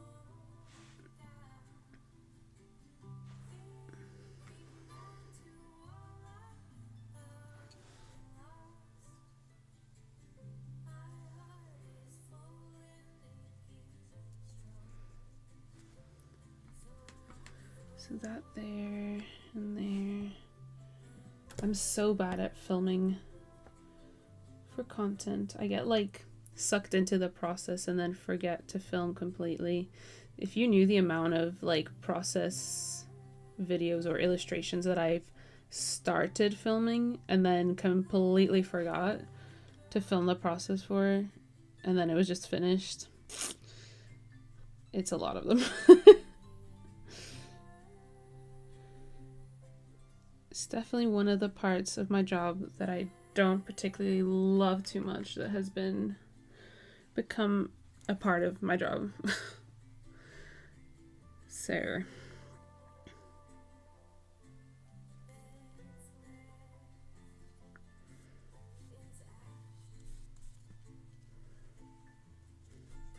oh yeah, right now I'm using the number 7 flat brush to color in all of these patches on her blankie.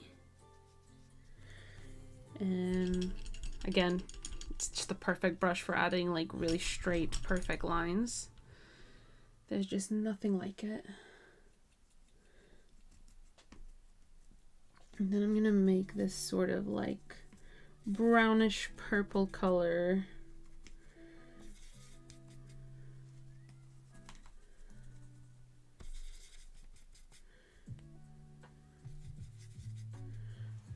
For some of the other patches here.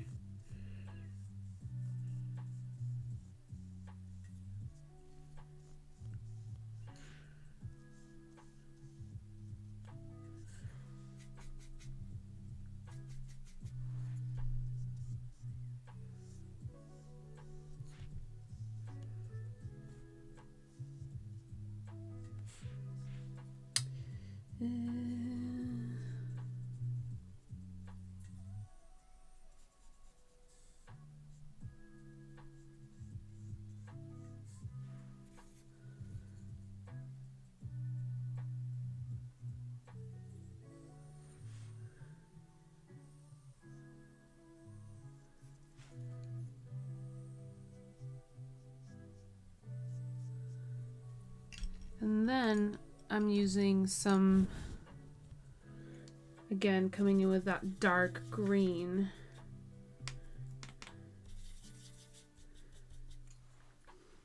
But slightly lighter, slightly yellower for some of these patches.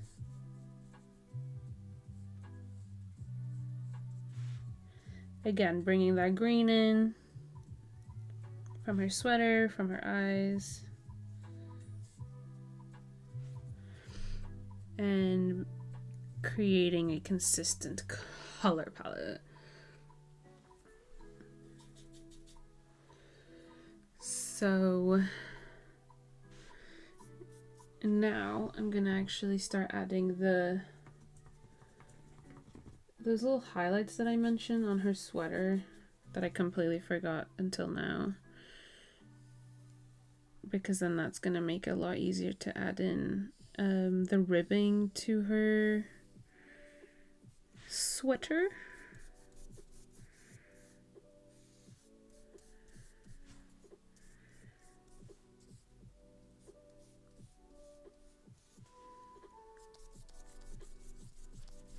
So just adding a bit of a quote-unquote highlight here. And then I'm gonna come in with like a black line art to add in details. So now I'm gonna use the number 4 round brush, and I'm going to make a sort of cold brown color for her hair, and I'm just gonna paint that in.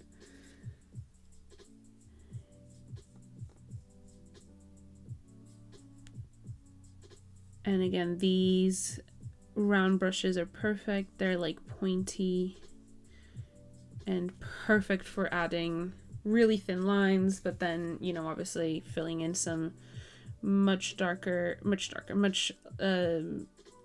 larger areas when you press down on it. So you get a very good range of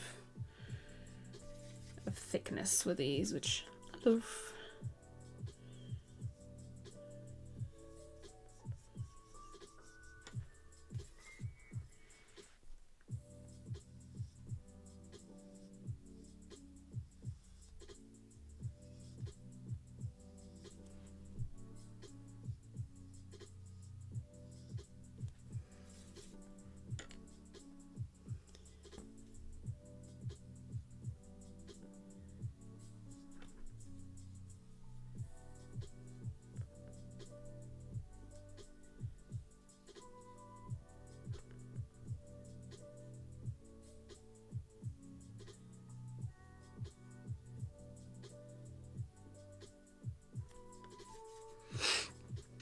Paintbrushes are gorgeous. Thank you, Purple Waffle. Yeah, these are from my...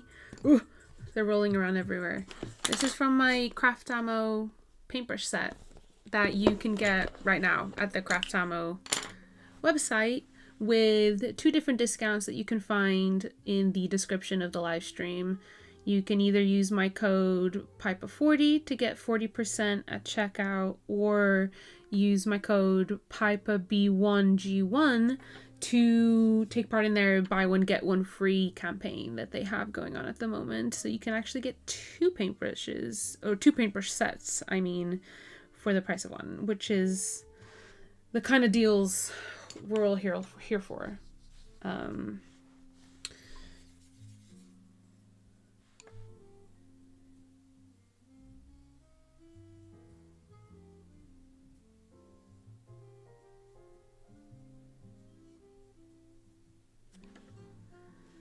Cool. So now that her hair is sort of colored in, I'm going to go in with a lighter color to add in the highlights.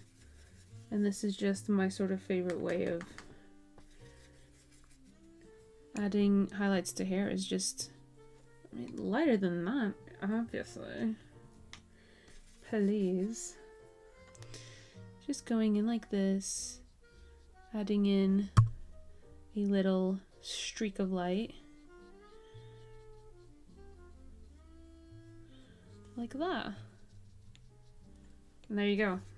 Hair highlighted.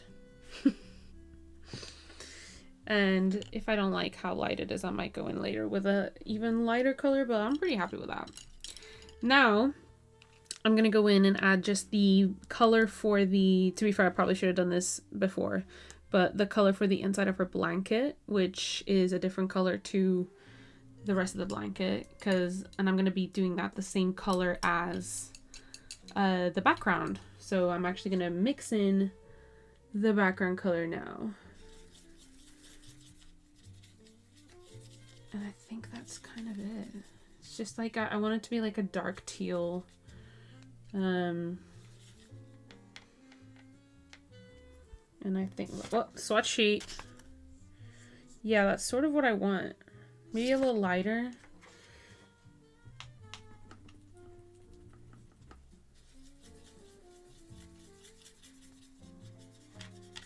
I think. Yeah, that's exactly it. Oh my god, that matches my reference picture perfectly.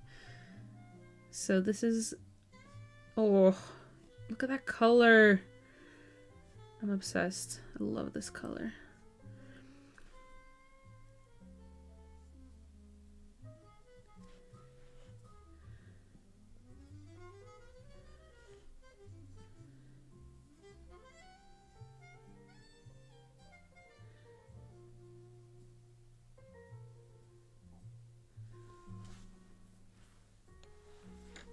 I actually colored that bit in teal, but it shouldn't be. It should be the other color. Oops.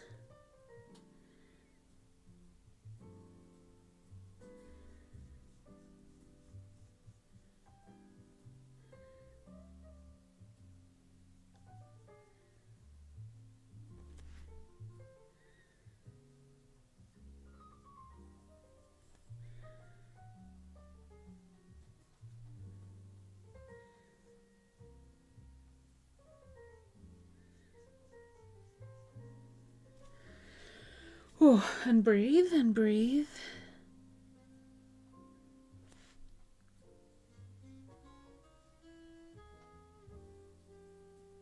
Okay. And because I've added a sort of dark airish color here to the around her hair, I need to create a bit of a darker distinction between the hair and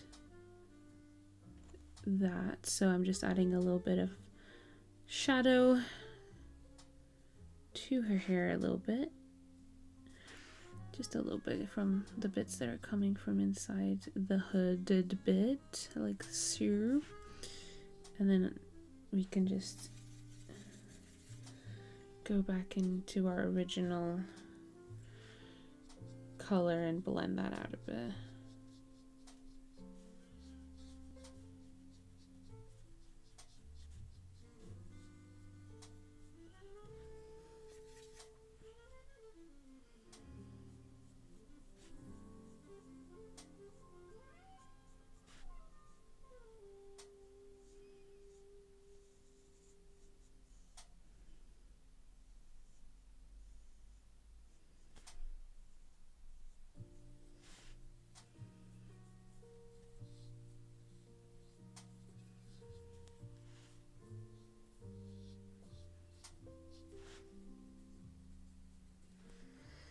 Cool.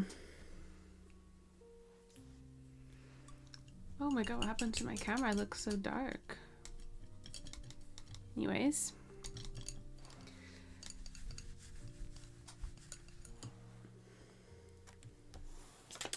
So now all I have left to do is adding those little details using my 0 paintbrush. And I'm just going to be doing those in like a dark brown / black, because this is already a very dark color that we have here for her sweater. And then just adding this. Just the little ribbing details to her sweater. And again, just adding that sort of texture to these areas. Here we go. And sort of tying in all these textures together as well.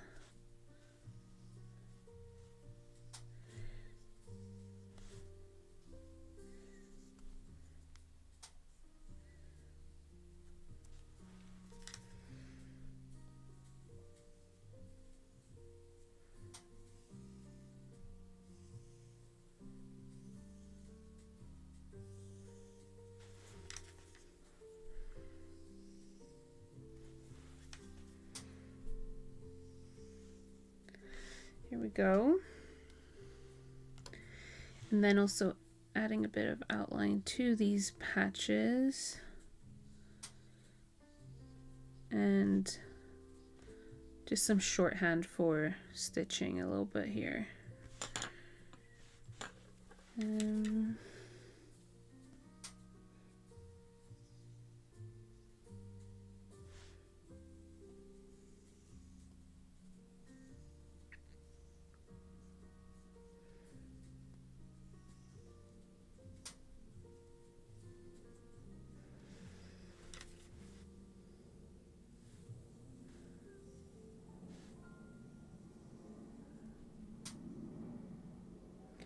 And then I just need to do the background, and we'll sort of be on the last stretch there, really, which is wild. I feel like I whizzed through this illustration, to be quite frank.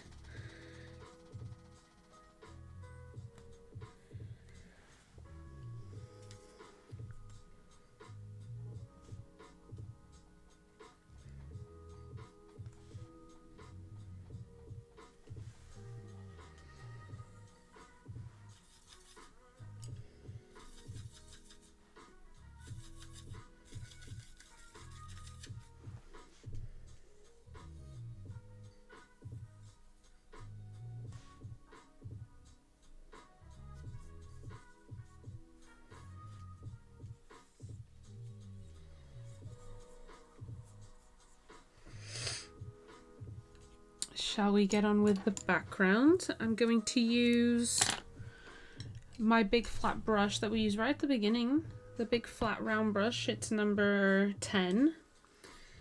And I'm going to use this so I can get a really nice coat around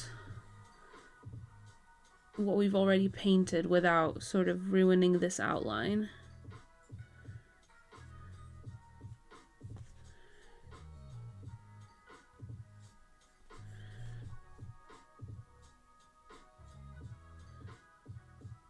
Here we go.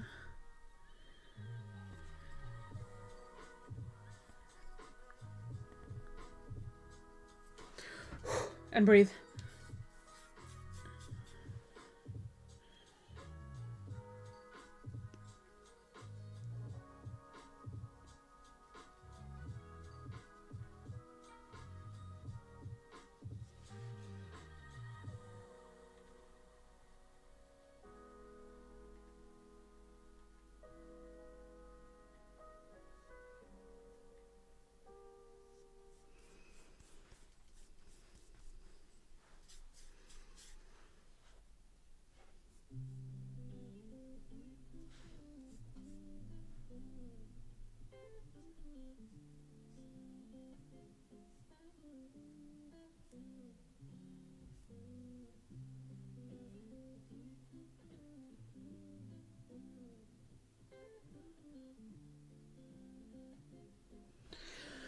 And breathe.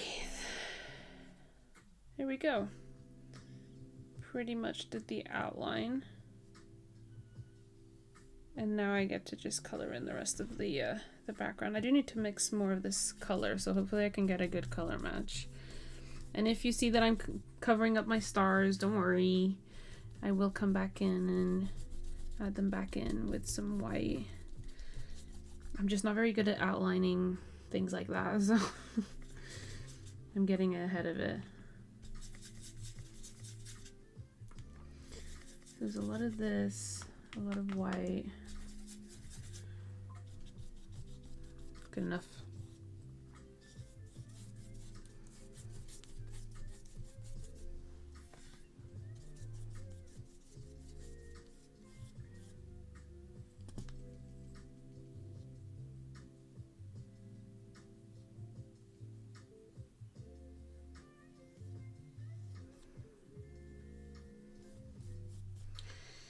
It's a good, nice wash.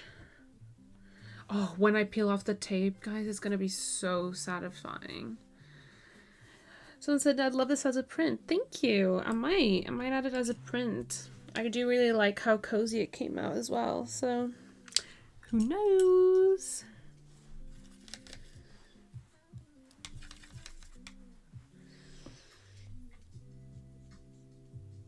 I'm just going back in with a black and adding a slight line art to some of these areas of the inside of the blanket that are just kind of floating. And now I'm just kind of waiting for the background to dry so I can add in the stars and be done. So if you have any questions that you'd like me to answer while we wait for this bit to dry,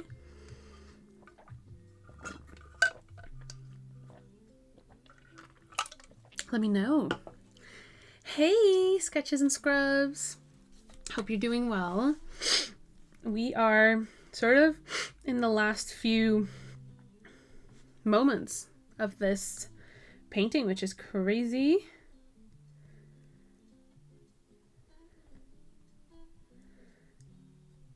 And I'm just trying to free up some space on my phone.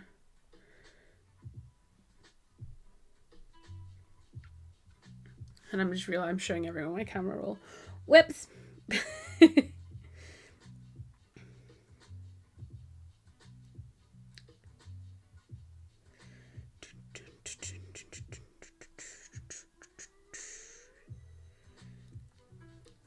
I have so much trash on my phone, it's crazy. Like the amount of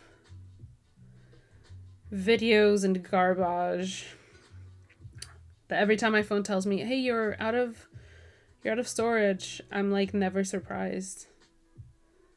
Oh, this will be why. I have like all of my Inktober process videos on here. Oh my god. I'm insane. Anyway. Looks awesome. Sad I missed it. Don't worry. You'll be able to rewatch it back if you want. I'll probably be uploading this back as a VOD. So even if you did miss the painting process, you'll get to watch it back. So I record my videos on my phone. I understand the grind of making space. Oh, thank you. Yeah, like that's the thing. I have a this DJI mic camera which does record vertical as well. So I do try to film like all of my content on that camera, so it's on an SD card, but sometimes I can't be asked. And it also makes like noise when you press record, and when I'm in public that makes me self-conscious, so I tend to always end up using my phone. And then I never have storage. It's crazy. When you got your very first PR package from a brand, did you have to pay for shipping? No, I did not. And even now, every time I get PR, I don't pay for shipping, because if it's something that the brand wants me to have, they will handle the shipping. You know what I mean? If they're asking for you to pay for shipping, that's a red flag. That's a bit strange. It's not really PR at that point. Yes, see, Sketches and Scrubs is saying the same thing, Breezy J. I'm on par with them. I struggled with the DJI Osmo because it keeps autofocusing, so it changes when I put my hand in the shot. I do sometimes have that struggle as well, but I think if you tap on screen of where you want it to focus on, it should stick with that focus point throughout that clip. it's sort of worked for me. But there should be a setting that you can set on there that has to do with like focus and autofocus and how like sensitive it is. So you can turn the sound off of the DJI Osmo Puck. I know I can turn it off, but when I'm in the studio, it's helpful because I know when it's like gone on or whatever. Like it helps me in the studio, but then I always forget that I can turn it off when I leave the studio, and purely out of my own laziness, I don't. You know. Understandable if it's a question you'd rather not answer, but how's your wedding planning going? Oh, that's a great question, Ambivi. I'd be happy to answer. It has been going. Things are happening. It's all very crazy. I've got so much paint on my hand. We have pretty much booked like everything that is like big and that needed booking early on. And now we're kind of just taking things sort of month by month, and we're honestly not stressed. It's been really nice. I think that is obviously because I am so organized, and I have this, you know, when we first got engaged, I made this insane spreadsheet, and, you know, it's got timelines, budget, it's got everything, which has obviously in the first few weeks was a lot setting all that up, but now it's made everything so easy. Like, we don't have to worry about, you know, remembering which hired staff was what and how to contact them and what link to their portfolio and blah blah blah blah. Everything is on there, and it's got links to mood boards that we can send to people as well. And, you know, it's just been really fun. I've been having actually a lot of fun organizing my wedding, and yeah, it's all very exciting. I actually got a notification yesterday that my wedding dress has been shipped, so that is probably the most excited I've ever been getting that notification, because obviously it was made to order, like with my measurements, etc. So I'm very excited to get it and see it. So exciting. Any tips for having an art YouTube channel and make it financially sustainable? Things you wish you'd known earlier. I'm 5 years in, 20k, and reflecting on next steps.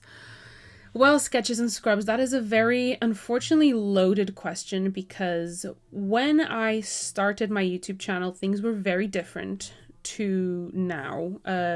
Getting monetized on YouTube was a lot easier than it is now. They've added a lot of changes to that sort of, like, I don't know what the word is, to that process, or to what you actually have to have in order to qualify for being monetizable or even being a partner. I know that now is a lot harder. So you know, back in the day it was pretty chill, and now I hear it's incredibly hard. But I'd say don't sleep on reels, or shorts as they call them actually on YouTube. I should know that, because shorts right now apparently is what YouTube is pushing the most. So even if you go on the YouTube app and like search for anything, you'll find that like the first 10-20 things that YouTube shows you are YouTube shorts.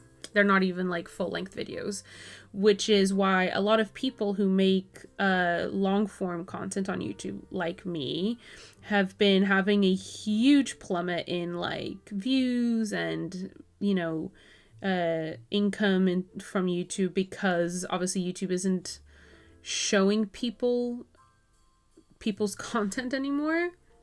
And yeah, it's obviously, and it's also, there's also been like a whole thing with AI, which is very frustrating. Like they're trying to crack down on it, but they're not really, you know.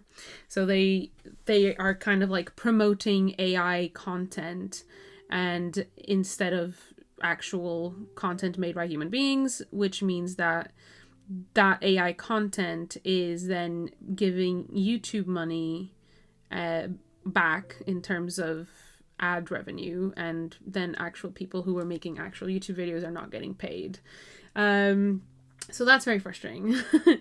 But yeah, I'd say that right now, with how things are going currently, I'd say focus on posting just as many YouTube shorts as long form video, because unfortunately that's where a lot of the revenue is coming for people, because that's what YouTube is sort of showing to general viewers. And honestly, I to be completely frank, I used to make quite a lot of money. Not quite a lot of money, but I used to make a generous income out of YouTube a few years back. And it was roundabout when I actually quit my part-time job, because I was making enough money off of YouTube to not need a part-time job. It was like crazy.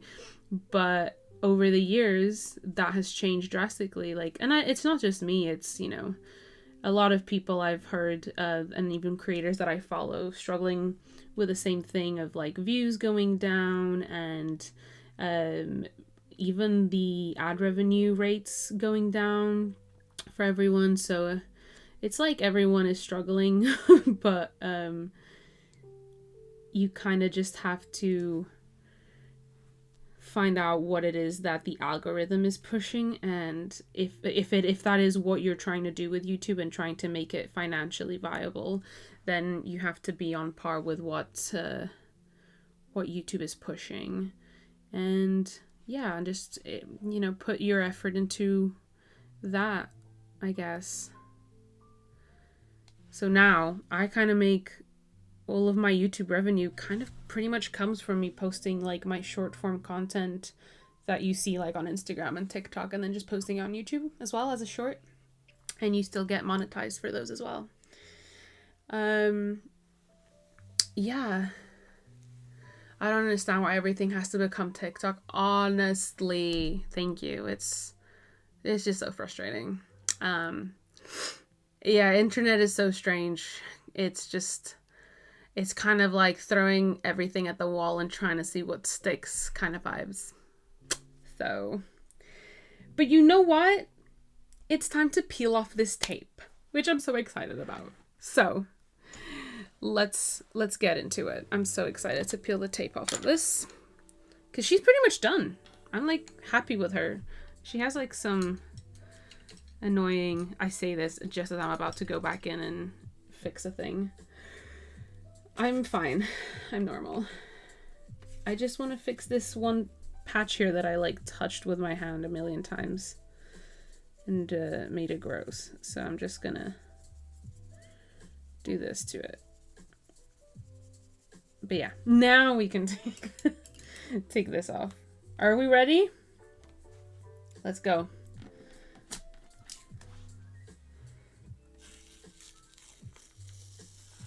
Oh yeah. Oh yeah.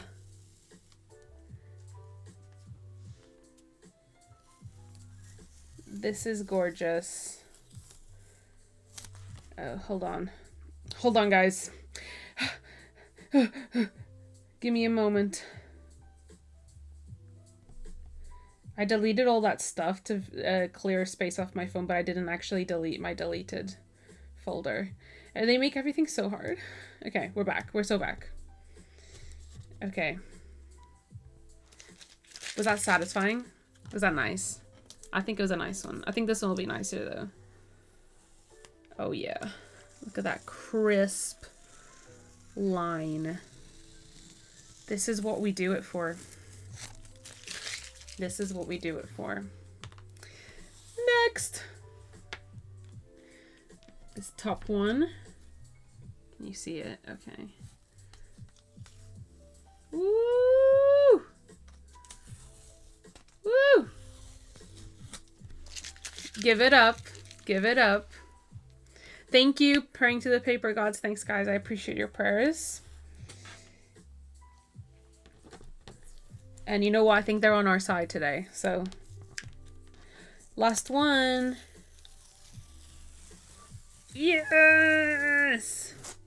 Gorge. Gorge. Stunning. 5 stars. That was a peel. Beautiful. And now, it's time to sign. Time to sign. I think I'm going to use a pencil, actually. And just try and sign it over here.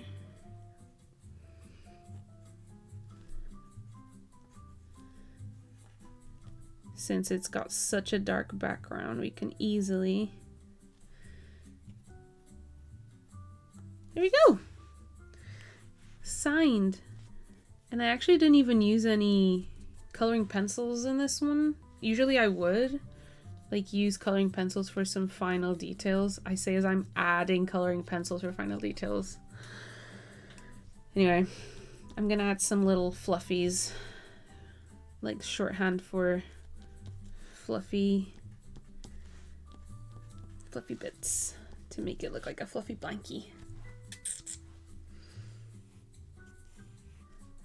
Guys, I can't help it.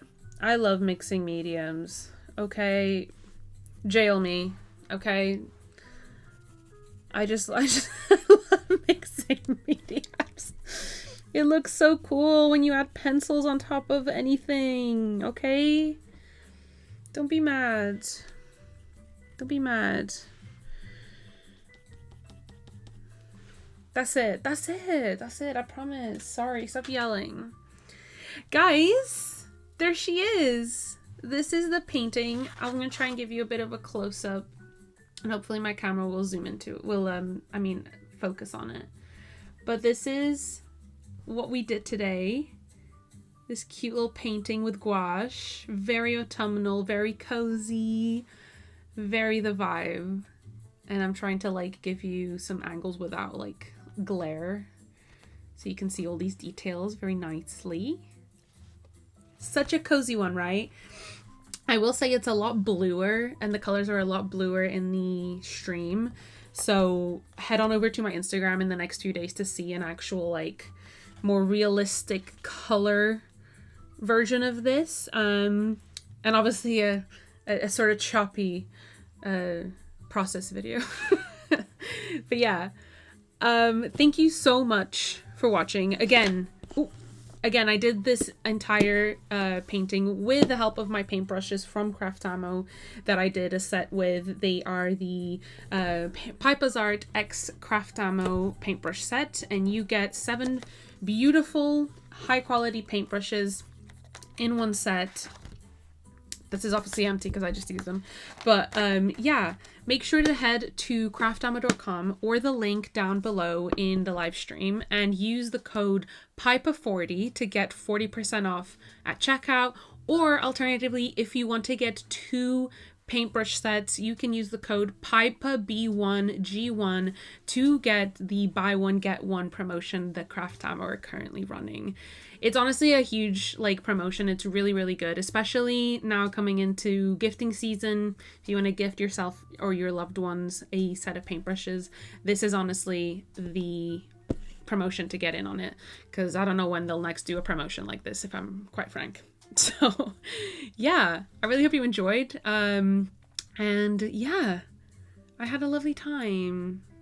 Thank you for making it so nice. You guys are so fun, and you make the cozy vibes just so much cozier. So I really appreciate it.